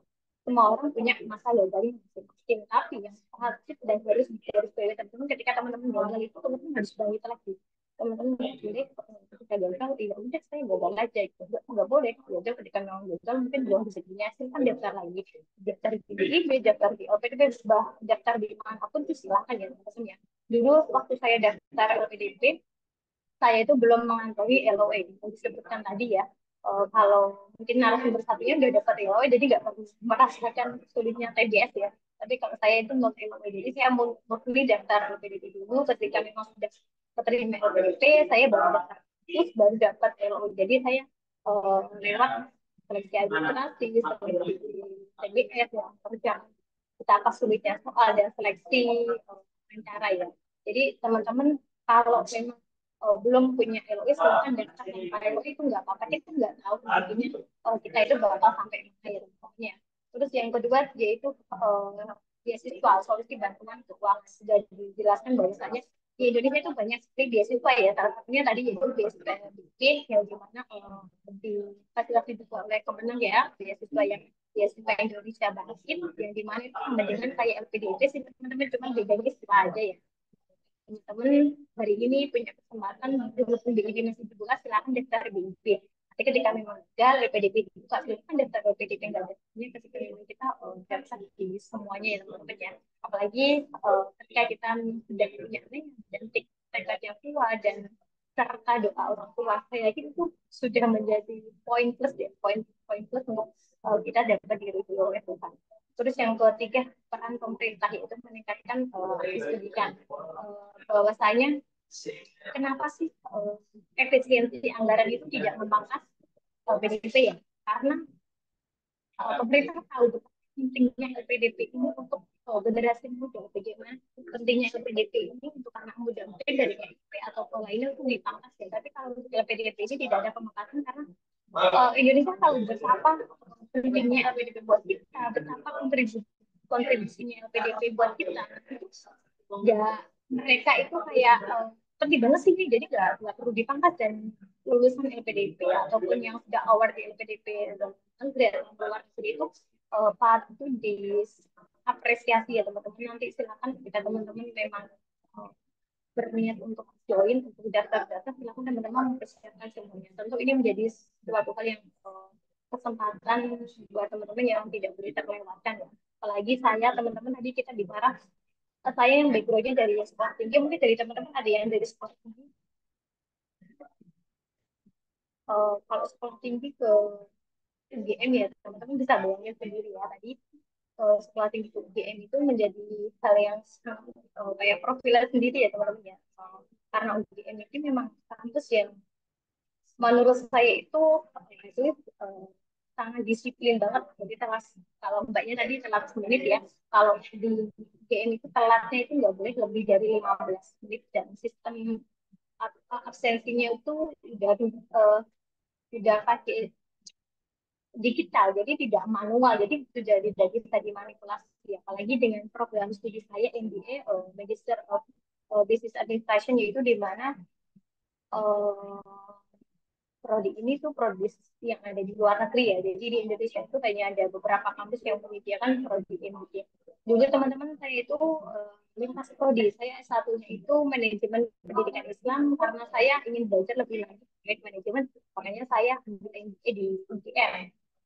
Karena memang saya telusuri itu kampus UGM itu punya penelitian yang sangat luar biasa. Nah, ketika saya join nanti tentunya itu akan menambah kemampuan kita ketika kita dapatkan di kampus-kampus itu dan kita terapkan di luar negeri. Nah, teman-teman mungkin hari ini sudah ada pandangan nih ketika ingin kuliah di mana, melanjutkan studi di mana. Nah, pesan saya ketika teman-teman memang sudah ada pandangan untuk melanjutkan studi di mana, di UIK, di UIN Jakarta lah, di UGM ataupun lainnya, teman-teman silahkan mempersiapkan semuanya. Apalagi ketika beasiswa ini sudah dibuka, teman-teman silahkan mulai dari sekarang itu membuat esai yang berkaitan dengan prodinya teman-teman. Apalagi hari ini ketika saya lihat tuh ada beberapa eh, teman-teman yang saya mentoring untuk PDP batch 1 kemarin tuh saya melihat desainnya itu agak rancang. Nah, teman-teman mumpung masih ada waktu, silakan mempersiapkan semuanya, termasuk mempersiapkan isi semuanya. Karena isi itu nggak bisa dibuat dalam jangka waktu 1 bulan, itu nggak bisa menurut saya. Tetap ketika kita mempunyai ide yang baik, kita masukkan apa sih yang bisa kita berikan, apa sih kontribusinya. Nah, kita masukkan itu sesuai dengan yang menurut kita itu baik dan sistematis tentunya teman-teman ya. Oke, slide yang ke-9. eh, Kalau kita bicara beasiswa, bicara muda dari daerah, kita mempunyai dampak positif-positif. Dampak positif untuk diri kita, dampak positif untuk masyarakat, dan dampak positif untuk negara tentunya juga. Siapa sih yang nggak mau melanjutkan studi dengan beasiswa? Siapa yang nggak mau melanjutkan studi ketika memang sudah difasilitasi negara? Nah, PR kita ketika kita sudah difasilitasi, apa sih yang bisa kita berikan untuk Indonesia? Pasti yang bisa kita berikan untuk masyarakat dan apa yang nantinya bisa kita terapkan di kemudian hari. Tentu itu menjadi hal yang perlu kita pertimbangkan ya teman-teman. Mungkin teman-teman nanti kita akan banyak sesi tanya jawab aja. Pokoknya intinya teman-teman yang mau melanjutkan buat beasiswa BID atau PDP itu teman-teman silakan mempersiapkan data dari sekarang. Ketika memang teman-teman betul-betul mentoring saya ataupun lainnya, nanti silakan boleh WA saya ataupun saya dengan senang hati bersiap untuk membantu mengoreksi saya atau mentoring teman-teman dapat beasiswa ini. Di DIB boleh, di PDP boleh, karena dulu saya juga pernah daftar di DIB tadi, saya juga pernah eh, daftar di DIB sebelum saya mendapatkan di LPDP ini. Jadi teman-teman silakan mempersiapkan semuanya ketika memang sudah siap. Intinya teman-teman sudah punya portfolio, nanti teman-teman sudah punya kunci untuk daftar ke LPDP. Karena kalau teman-teman hanya bisa harusnya mau daftar yang mau daftar, tapi teman-teman nggak mau sekolah, sama aja kayak teman-teman teman doang. Jadi ketika memang teman-teman mau daftar beasiswa, kuncinya hanya di itu sekolah. Beda lagi ketika di LPDP ya, kalau di LPDP itu ada namanya jalur afirmasi. Kalau jalur afirmasi ini ada pasti keras, yang daerah tertinggal, ada putra putri Papua. Nah itu nggak perlu tuh nanti ketika memang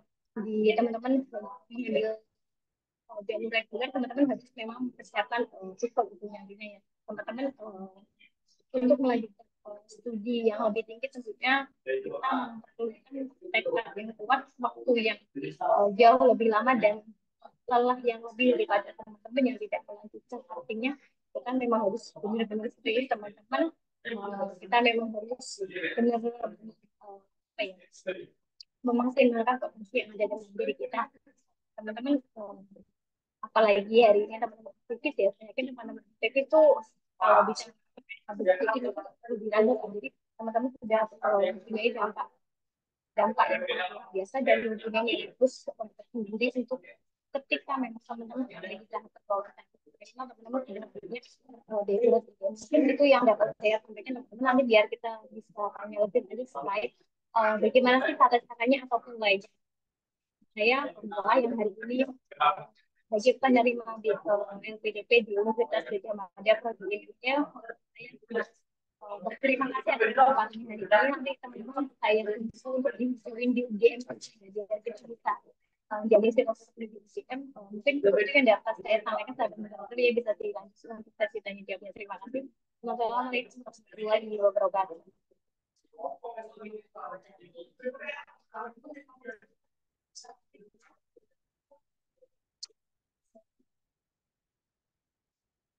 Oke, waalaikumsalam warahmatullahi wabarakatuh. Ya, langsung saja disampaikan terima kasih kepada Mbak Mila Aska yang telah memaparkan ilmu serta pengalamannya tentang urgensi pendidikan tinggi beserta apa namanya langkah-langkah untuk bisa lolos seleksi LPDP. Oke, mungkin langsung saja untuk sesi yang kedua yaitu tanya jawab. Dipersilakan jika teman-teman apa namanya ingin bertanya untuk mengangkat tangan dan bisa disebutkan nama, alamat, asal kampus dan lain sebagainya. Untuk sesi pertanyaan yang pertama yaitu 3 orang. Nah, nanti jikalau waktu masih bisa ada kesempatan nanti kita buka sesi kedua. diprioritaskan untuk ini dulu ya, apa namanya, mengajukan tangan secara langsung ya, tanya tanya langsung lah. Oke, mangga dipersilakan. Oke, untuk Kak Muhammad Muhibudin, mangga Kak.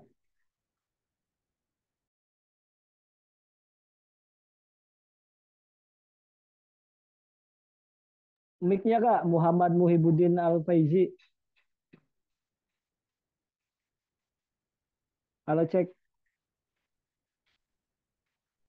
Oh iya, bentar.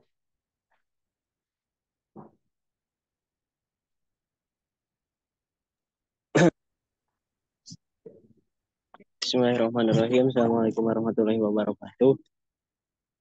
Perkenalkan sebelumnya, nama saya Muhammad Muhyiddin Al-Faizi. Saya berasal dari Bandung, dari kampus Institut Nahdlatul Ulama Tasikmalaya. Sebelumnya terima kasih atas waktunya telah memberikan saya waktu untuk bisa bertanya. Mungkin satu hal yang mau saya tanyakan, karena untuk LPDP persyaratan alhamdulillah kebetulan saya untuk TOEFL ITV sudah ada. Juga kalau untuk berkas LPDP, karena mungkin saya kalau untuk ijazah kebetulan saya kan belum apa ya belum lulus. Untuk ijazah mungkin belum, cuman untuk SKL nanti saya akan usahakan. Nah, apakah untuk BIB itu kan saya baca itu harus pakai ijazah, apakah bisa pakai SKL juga sesuai sama LPDP atau mungkin itu saya sih.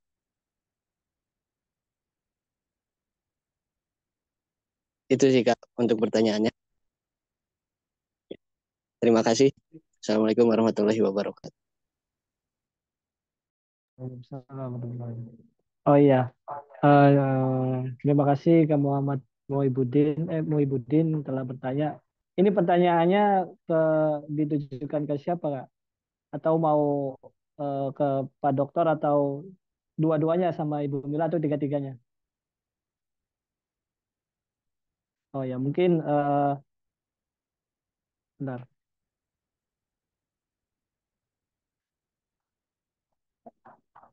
Mungkin Halo untuk Kak Muhammad. pertanyaannya supaya untuk lebih jelas mungkin bisa dijawab dengan hormat oleh Pak Dokter.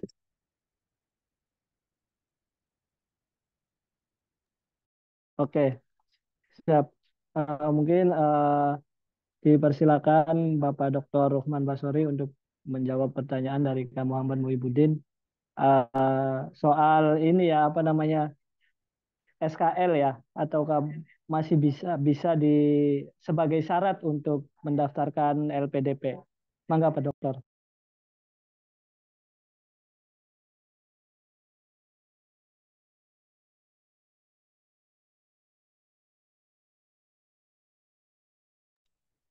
Untuk ijazah S2 yang mau ke S3, S1 yang mau ke S2 harus ijazah. Tapi kalau SKL nggak bisa, kecuali yang aliyah mau ke S1 karena memang belum ditetapkan ijazahnya, masih boleh.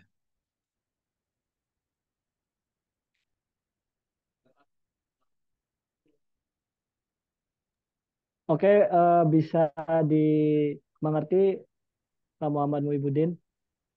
Iya, oke, siap. Untuk pertanyaan selanjutnya, mangga dipersilakan untuk teman-teman yang mau bertanya langsung.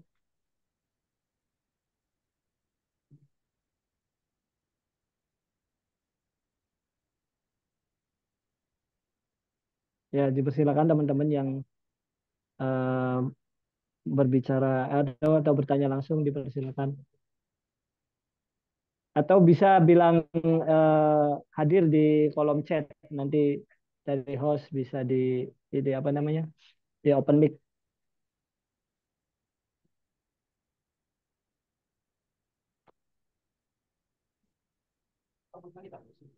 Kalau kawan-kawan masih ada waktu, oh ya, Kak Vlad Fahimov, mangga.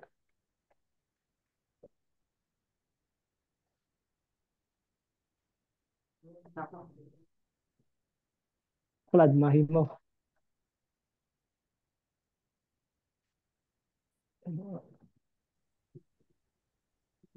Baik, Assalamualaikum warahmatullahi wabarakatuh. Mohon izin Pak Moderator.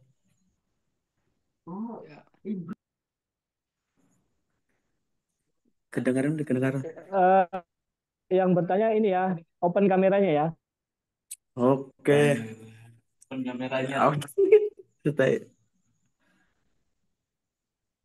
Baik. Assalamualaikum warahmatullahi wabarakatuh. Mohon izin Pak Moderator. Waalaikumsalam. Eh,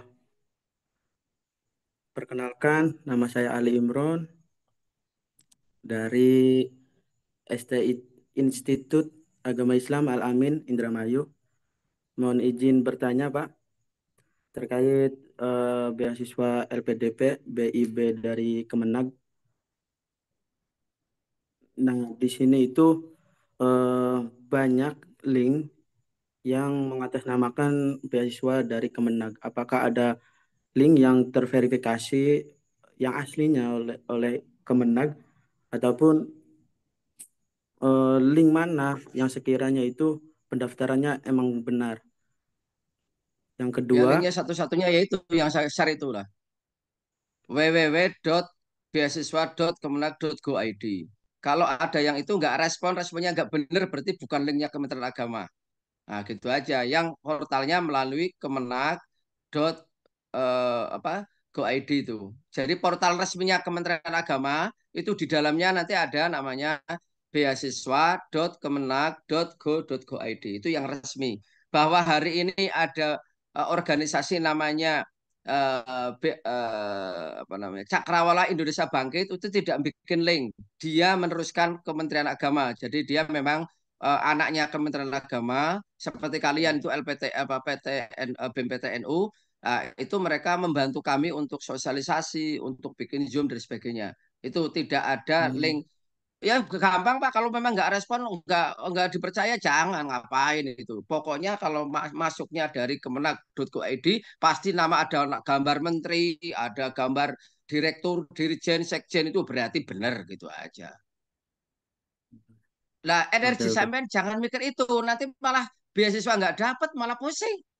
Yang dipikirkan yang beasiswanya itu. Jadi teman-teman ini kadang-kadang mikirkan yang bukan urusannya.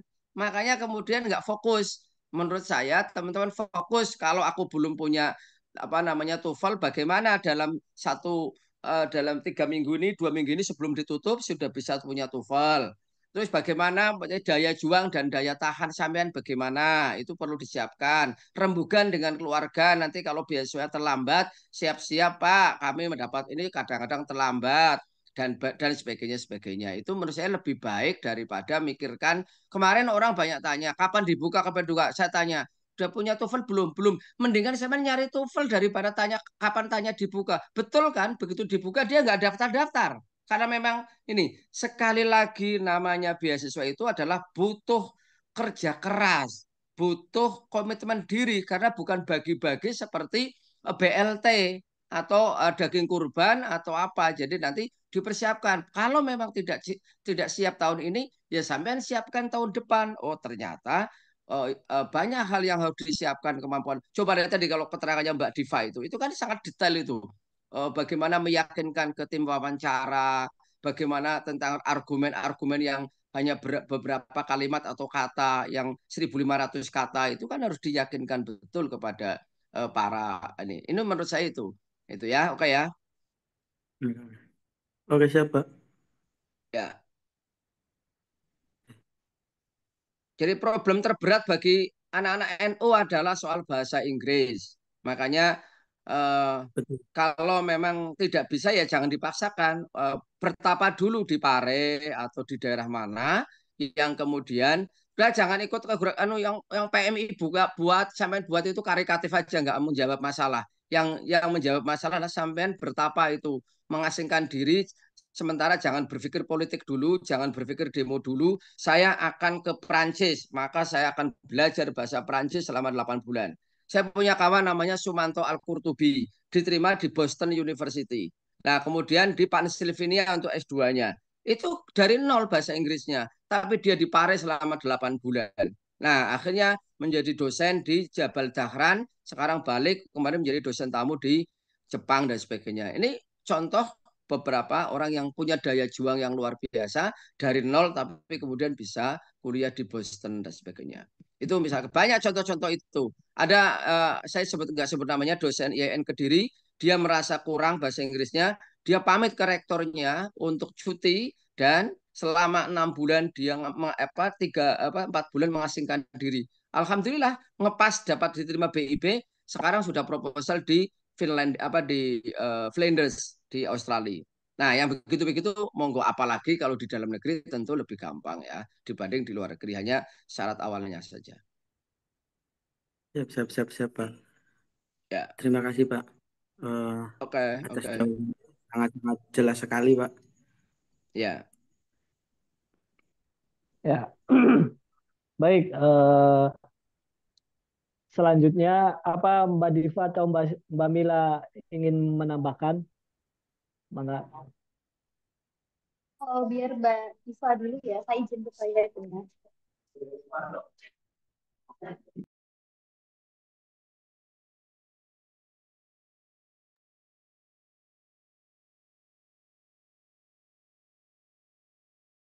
Aman ya? Oke, dilanjut. Sebelumnya kawan-kawan nanti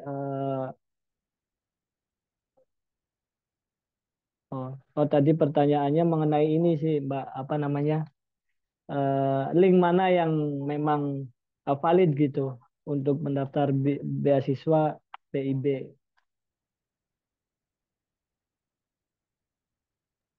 Itu sudah saya jawab, Mas. Dari sudah saya Ya. upload itu di ini. Itu sudah sangat jelas. Dan itu nggak usah diperpanjang. Persoalan begitu kan gampang tuh. Oh iya. Ya. Oke. Mungkin dilanjut aja ya pertanyaannya dari Kanizar Hanafi. Mangga. Ya, sebelum bertanya ini dulu apa namanya? Ditujukan pertanyaannya ke siapa gitu biar lebih subjektif. Mangga.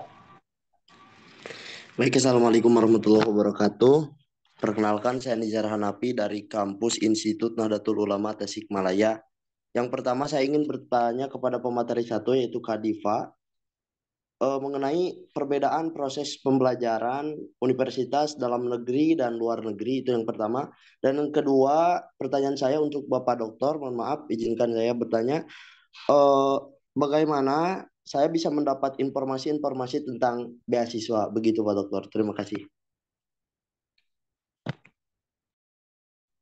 Oke, siap. Mungkin pertanyaan pertama ditujukan kepada Kadifa mengenai perbedaan universitas negeri dalam negeri dan di luar negeri perbedaannya seperti apa. Mungkin seperti itu ya, Kanijar ya. Halo. Halo. Ya, oke, ketemu lagi sama aku. Terima kasih pertanyaannya. Jadi, perbedaannya apa? Sebenarnya tergantung kita kuliahnya di mana. Jadi aku mau kasih pembanding em, pertama yang lagi di Swiss, terus aku pernah kuliah juga di Inggris. Aku ambil 2 contoh aja. Nah, kalau misalkan di Indonesia itu biasanya kita kayak dosen itu bantu kita eh lebih disuapin sih. Aku ngerasa kalau di Indonesia tuh benar-benar misalkan chapter 1 itu kita diem di kelas terus kayak diajarin di dalam kelas dari A sampai Z misalkan. Tapi pada saat aku di Swiss bedanya adalah kalau di Indonesia ada sistemnya tuh seminggu tuh kita misalkan belajar 3 matkul beda-beda. Misalkan belajar finance, terus nanti besoknya belajar marketing, terus nanti operation. Tapi seminggu ketemu 3 dosen yang beda. Nah, kebetulan di Swiss ini aku jurusannya itu block study, mirip kayak kedokteran. Jadi kayak 1 minggu tuh full belajar hal yang sama. Nanti minggu depannya baru belajar hal baru lagi. Jadi kayak 1 minggu finance, 1 minggu marketing, 1 minggu operation misalkan. Nah, itu salah satu dari sistem. Terus kalau di sini orang-orang juga ekspektasinya kayak kita tuh nggak cuman belajar pas di kelas, tapi kita juga udah belajar sendiri dulu gitu. Jadi kalau pada saat di kelas tuh kita nggak nol-nol banget. Tapi yang sebenarnya aku paling suka tuh justru sistem pendidikan di Inggris. Jadi di Inggris itu tuh lebih dijunjung tinggi independent study. Jadi pas aku double degree pas S1, aku ngebandingin antara di Indo sama di UK. Dulu tuh di UK, aku kuliah cuman seminggu sekitar 2 sampai 3 hari dan satu kalinya itu cuma 2 sampai 3 jam di kelas. Terus aku sampai mikir ngapain kok aku sebentar banget kuliahnya. Ternyata setelah aku ngobrol sama dosennya, aku dijelasin kalau 1 hour in class itu equal to 6 to 7 hour independent study. Meaning, kalau misalkan kita dikasih lecture di kelas 1 jam, itu kita harus udah belajar atau intinya setara kita harus baca buku tuh sekitar 6 sampai 7 jam sendiri gitu di rumah. Karena apa? Kalau kita masuk kelas, terus kita masih nol, itu mendingan aku nggak masuk kelas hari itu. Karena aku bakal malu. Karena dosen itu bakal nunjuk gitu loh, dan kita harus bisa jawab. Kalian bayangin, kalau kalian nggak tahu apa-apa dan kalian tiba-tiba disuruh ngejelasin materi di kelas. Jadi ekspektasi orang yang masuk ke dalam kelas itu tuh bukan hanya belajar, tapi justru mendebat gitu. Jadi pada saat di dalam kelas itu, kita nggak lagi ngebahas dari nol, tapi kita memberikan kayak critical thinking kita terhadap materi tersebut.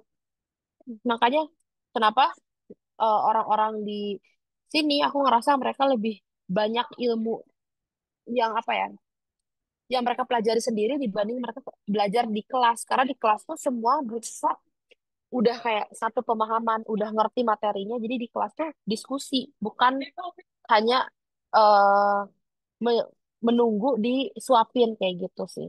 Itu yang paling aku ngerasa sistemnya berbeda gitu. Terus nggak ada tuh plagiarism, nggak ada tuh kayak kita copy paste, udah pasti nggak dinilai. Jadi udah pasti kayak kalau ketahuan aja kita nggak tahu cara nge-cite atau kita nggak tahu cara mengkutip suatu statement, karena kan bisa di sini tuh banyak banget nulis esai.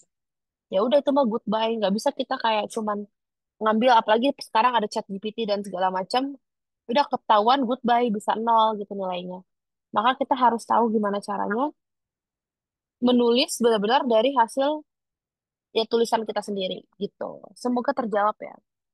Terima kasih. Oke, Mbak, bagaimana Mbak Pak Diva, Diva? saya mau tanya Mbak Diva. Mbak Boleh Diva, dong, boleh dong. Mm-mm. Oke, saya memang mengamati memang soal tadi ya, culture soal itu luar biasa. Kalau soal ini pembelajaran atau etika apa namanya Zoom kayak gini harus menampakkan wajah apa enggak orang di sana? Di sana wajib sih. Jadi kalau misalkan kita Ya kan? nggak nggak nyalain video gitu kayak ya, Ya enggak apalagi sopan di kan? absen kan. Iya. Lah itu makanya Jadi saya terus terang agak agak apa menerapkan di ruangan saya di Puspenma. Pokoknya diundang siapapun harus menampakkan wajah. Lah, cuma saya ini kan hari ini ingin membalas saja dengan teman-teman ini yang tidak mau menampakkan aja gitu. Ya mempelajari ya, terima untuk kasih. bisa menghargai, betul. Menghargai pembicara, Iya, menghargai teman-teman yang lain yang iya. hadir. Oh nggak dimintai duit kok, hanya buka kamera kok ya. Eh, Iya. Oke. Dikembalikan ke moderator. Oke, siap. Untuk pertanyaan kedua itu eh, tadi lupa gimana itu Pak Penizar, sudah pertanyaannya saya seperti jawab tuh apa?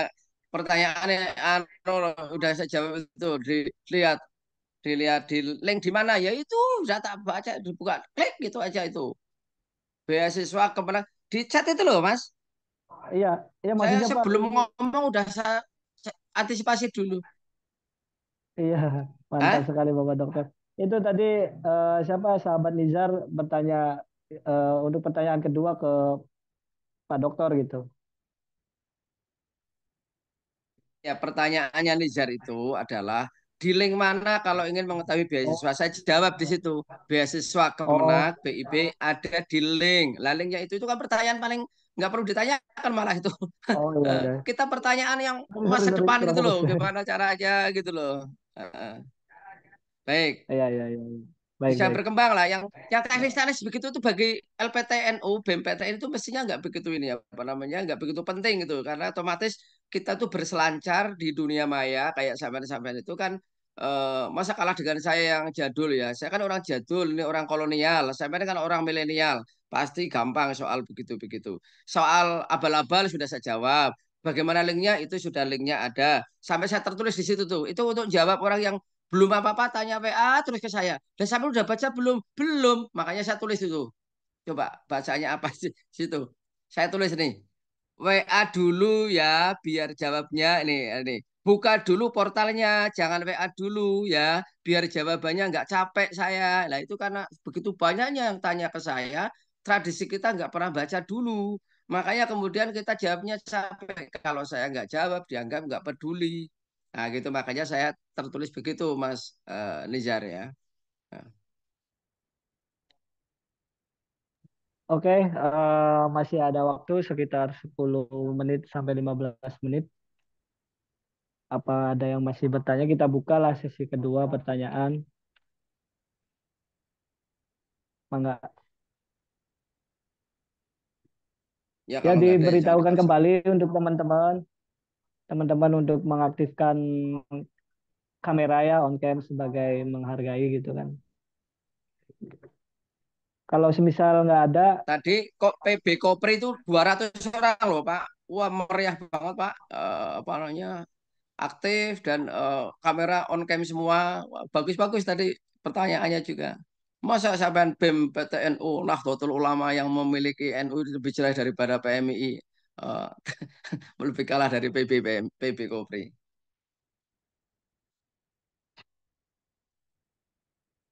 Ini mumpung sama-sama NU ya. Kalau di luar ya nggak berani ngomong begini. Ya sama adik-adik kita sendiri gitu. Itu ada mental yang harus kita perbaiki.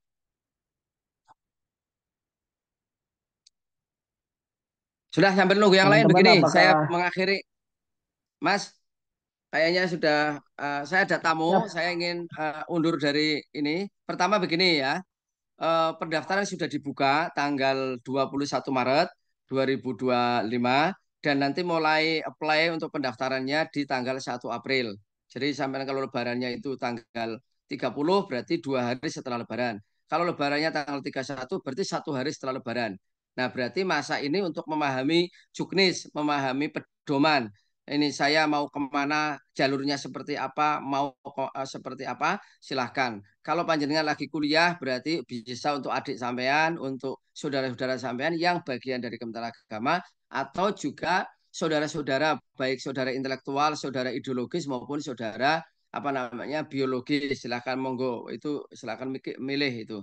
Nah, untuk pendaftaran apa seperti itu semuanya gratis. Jadi kalau ada orang yang minta-minta uang untuk daftar ini jangan di apa namanya uh, apa jangan direken ya, jangan di apa anggap itu bayaran, semuanya gratis karena kita mengikuti LPDP. Semua hampir mengikuti aturan LPDP kecuali ada beberapa hal yang relaksasi di Kementerian Agama. Misalkan tadi yang S1 di LPDP nggak ada, di BIB Kemenak itu ada dalam negeri. Kemudian makanya TOEFL-nya kita tentukan sendiri. Nah, kemudian di BPP bantuan penyelesaian studi di LPDP juga ada. Sekarang di tempat saya ada walaupun hanya untuk S3 dan sebagainya. Sekali lagi aturan-aturannya hampir sama dengan titik-titik poin yang menurut saya penting. Saya ingin disampaikan ini apa namanya di akhir saja ini. Sebentar mana tadi? Share. Masa ilul beasiswaniyah, masalah-masalah yang terkait dengan beasiswa. Ini penting saya sampaikan ke sampean. Ini masalah-masalah yang terkait dengan beasiswa ini ada 7 ya yang saya tulis. Satu tadi pemenuhan syarat TOEFL itu penting dan itu tidak serta-merta gampang ya, tapi harus dipersiapkan betul. Yang kedua mendapatkan LOA, terutama di perguruan tinggi luar negeri. Nah, termasuk kalau misalkan ada pilihan 1, 2, 3, kalau mau pindah dari 1, 2, 3, maka syaratnya adalah perguruan tingginya rankingnya sama dan biayanya tidak lebih mahal daripada pilihan yang pertama. Maksudnya pertama, kedua, ketiga. Kalau mau milih kampus di luar 3 pilihan yang diberi kesempatan Kemenak. Kemudian ada problem pilihan prodi yang kurang matang sehingga ingin pindah. Ini juga perlu dimatangkan betul, terutama bagi mereka yang labil, yang sering pindah-pindah dan tidak konsisten. Ini juga masuk pertanyaan ya Mbak Diva ya. Pertanyaan wawancara ini yang labil agak problem itu. Kemudian daya tahan dan daya juang. Tadi Mbak Diva bahasanya agak lupa tapi hampir sama. Perlu ada daya tahan panjenengan sebagai penerima beasiswa nantinya dan daya juang bahwa mendapatkan beasiswa tidak mudah, maka perlu butuh perjuangan. Saya sering mengkritik bagi para awardee kita, terutama Kemenag, jangan sampai ibarat ayam panjenengan seperti ayam kampung tadinya sebelum dapat beasiswa. Tegar, kuat, berjibaku, berani menerima tantangan, hujan panas dilalui. Tapi begitu dapat beasiswa menjadi lebay, menjadi apa namanya baperan. Kalau uangnya belum cair langsung lapornya ke mana? Ke media sosial, bukan ke kami. Kita dipermalukan dan sebagainya. Tolong ini hubungan sampean dengan saya jangan sampai rusak gara-gara uang belum cair. Nah, yang kelima soal keterlambatan pencairan. Makanya rembukan dulu deh dengan keluarga kalau ada keterlambatan. Yang keenam, biasanya problem ngurus tugas belajar bagi ASN, aparatur sipil negara. Nah, ini silahkan diatur. Yang ketujuh, menganggap ada dua hal ini. Menganggap sebagai orang yang cerdas. Karena menganggap orang cerdas, saya dapat ini kan karena saya, bukan karena yang lain. Itu salah besar. Mungkin karena doa orang-orang soleh, orang-orang bapak ibu sampean, maka sampean dapat beasiswa ini. Dan karena merasa beasiswa itu tidak boleh keluar sedikit pun uang dari uang pribadi. Ini juga salah. Mestinya ya uang pribadi boleh ya keluar ini. Ini yang saya tulis beberapa pengalaman saya mengelola beasiswa santri berprestasi sejak 2005 sampai 2013. Kembali lagi saya mengelola beasiswa 2001, 2022, 2023. Terus saya off menjadi inspektur wilayah 2 di Inspektur Jenderal. Lalu saya kembali dipercaya oleh Pak Menteri per 18 Oktober 2024 apa namanya menjadi Kepala Pusat Pembiayaan Pendidikan Agama dan Keagamaan yang tugas Penma itu LPDP-nya Kemenak lah. Plus karena ada nangani PIP dan KIP kuliah. Sebagai akhir, nasibmu akan ditentukan oleh dirimu diri sendiri. Innallaha la yughayyiru ma biqaumin hatta yughayyiru ma bi anfusihim. Jadi nasibmu akan baik atau tidak, akan hebat atau tidak, akan berubah atau tidak. Saran saya, begitu sampean hari ini kuliah di State, IAI, tolong S2-nya pilih perguruan tinggi terbaik dalam dan luar negeri sehingga nanti bisa dongkrak apa saya nggak menghina sampean oh ya bukan. Maksud saya kalau S2-nya nanti sampai cari kampus yang bagus, mudah-mudahan menjadi marketable, apalagi juga dengan S3-nya.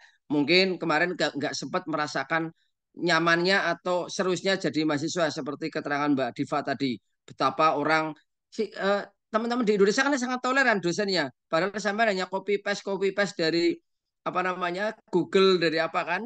Nah di sana ketahuan langsung tidak lulus, ketahuan tidak lulus. Nah tradisi semacam itu yang mungkin belum kita rasakan. Terima kasih. Saya akhiri dan saya mohon maaf tidak bisa meneruskan. Ada tamu saya dari jauh di luar. Saya senang sekali. Mudah-mudahan kita akan tampil lagi dengan tradisi baru seperti orang menatap masa depan dengan penuh optimisme. Terima kasih. Wallahul muwaffiq ila aqwamit thoriq. Wassalamualaikum warahmatullahi wabarakatuh. Waalaikumsalam warahmatullahi Waalaikumsalam warahmatullahi wabarakatuh. Oke, mungkin ini kalau oh ada yang nanya ini dari Arfian. Mangga Mas Arfian dipersilakan. Ya, terima kasih Bapak Moderator yang sangat handsome malam ini. Sebelumnya perkenalkan nama saya Arfiansyah, asalnya dari kampus Saya izin ya. Institut Mbak Agama Diva Islam. teruskan ya. Saya izin. Oh iya siap Bapak. Bapak Dokter. Terima kasih telah membersamai. Terima kasih. Terima kasih Pak. Ya baik dilanjut ya. Ini saya mau bertanya kepada Mbak Mila. Bagaimana sistem perkuliahan dan pembelajaran perkuliahan di UGM, Mbak? Karena ya barangkali kita juga harus bisa menyesuaikan ketika mungkin ada nasib kita kuliah di UGM gitu, Mbak. Ya mungkin itu saja, Mbak, dari saya. Terima kasih. Siap. Mbak Mila, mangga dipersilakan. Baik, terima kasih atas pertanyaannya. Bagaimana sih perkuliahan di UGM ya? Sebelum kita bicara terkait perkuliahan, teman-teman kalau mau masuk UGM itu selain TOEFL itu teman-teman harus punya TPA Bappenas atau TPA UGM ya. Jadi teman-teman di pendaftaran UGM itu harus nyantumin itu antara TPA dari Bappenas atau TPA dari UGM. Nah, setelah itu kan teman-teman masuk. Bagaimana sistem pelajarannya ya kalau di prodi saya MBA itu untuk PPT-nya yang apa tuh PPT-nya untuk materi setiap pertemuan itu full Inggris. Jadi kita memang harus beradaptasi ya, makanya perlu adanya TOEFL itu untuk mempermudah ya. Seenggaknya kita tahu sih maksud dari PPT itu apa. PPT pembelajaran saya itu tiap hari full Inggris. Apalagi kita bicara MBA itu bicara terkait manajemen, kita jadi kolaborasi antara bahasa Inggris dengan saham-saham, dengan bisnis yang relevan hari ini. Nah, kalau untuk selain itu tugasnya itu memang kita referensinya dari buku, dan di UGM itu memang dianjurkan untuk kalau beli buku itu nggak boleh bacakan ya teman-teman, harus memang ori katakanlah ebook lah, harus memang itu. Jadi kita nggak bisa tuh sembarangan referensi, itu nggak bisa, dan dosen juga akan membuat soal, membuat materi itu memang dari ebooknya itu gitu. Jadi teman-teman kalau mau masuk UGM itu memang sisi lain kita harus punya apa ya tekad yang kuat. Kita juga harus menurut saya itu finansial juga harus kuat ya teman-teman ya. Kalau tadi disebutkan Pak Roman, kalau beasiswa boleh nggak sih ngeluarin uang ya? Tentu boleh dan harus saja, karena kita nggak tahu keuangan yang dibutuhkan ketika memang dadakan. Misalkan nih pembelian buku di UGM itu bisa kisaran 3 juta lebih teman-teman. Jadi memang teman-teman harus mempersiapkan semuanya. Pembelajarannya juga memang dari dosen-dosen yang sangat relevan ya. Kita lihat hari ini juga UGM itu banyak sekali alumni-alumni yang memang nggak main-main gitu. Jadi teman-teman kalau memang untuk masuk ke UGM itu memang teman-teman harus mempersiapkan semuanya. Terkait dengan di UGM juga banyak orang yang ambisius, jadi nggak ada orang yang namanya nggak cepatan, nggak satset gitu. Di UGM semua orang itu satset. Kalau teman-teman kalah, teman-teman tidak satset, teman-teman akan ketinggalan start dari teman-teman lainnya. Mungkin itu ya dari sahabat moderator. Intinya kalau di prodi saya itu full Inggris untuk PPT-nya, jadi siap-siap teman-teman. Biasanya kalau belajar kita sambil buka IE ya untuk mempermudah semuanya. Nah itu silakan nanti teman bisa memanfaatkan fasilitas semuanya. Pokoknya harus siap mental, dan kita harus baca sebelum mulai pembelajaran. Misalkan besok kuliah malamnya kita harus belajar dulu gitu. Mungkin itu sahabat teman-teman ya. Mungkin saya kembalikan ke moderator. Oke, jelas ya Yan ya, apa pertanyaannya gitu kan, dapat jawabannya jelas. Oke, mungkin karena waktu sudah menunjukkan di akhir diskusi gitu kan, ya nantilah kita adakan diskusi-diskusi selanjutnya. Mungkin untuk sesi selanjutnya, sesi terakhir yaitu closing statement. Untuk closing statement pertama dari Mbak Mila dulu. Baik, terima kasih dari saya dulu ya. Kalau closing statement dari saya itu gini, teman-teman kalau mau hidup itu harus siap, jangan takut mati. Kalau takut mati itu jangan hidup ya teman-teman ya. Mungkin itu closing statementnya ya. Jadi semua memang harus dipertaruhkan.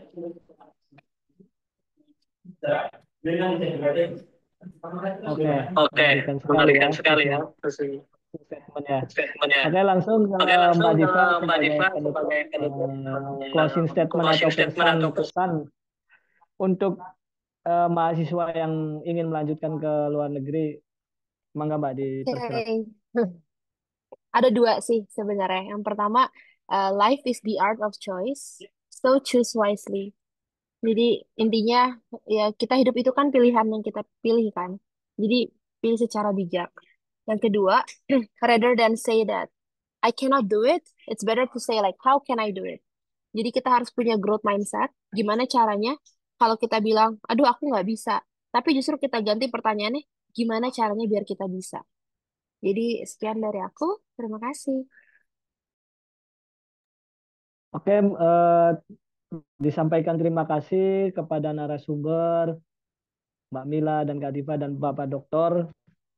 Eh, kita juga sangat apresiasi sekali ya kepada kedua narasumber kali ini.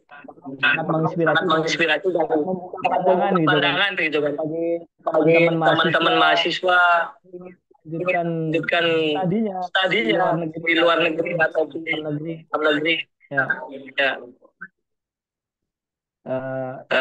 Sebelumnya sebelum mengakhiri diskusi pada kali ini, teman mohon on cam ya, kita ambil dokumentasi dulu gitu. Ya.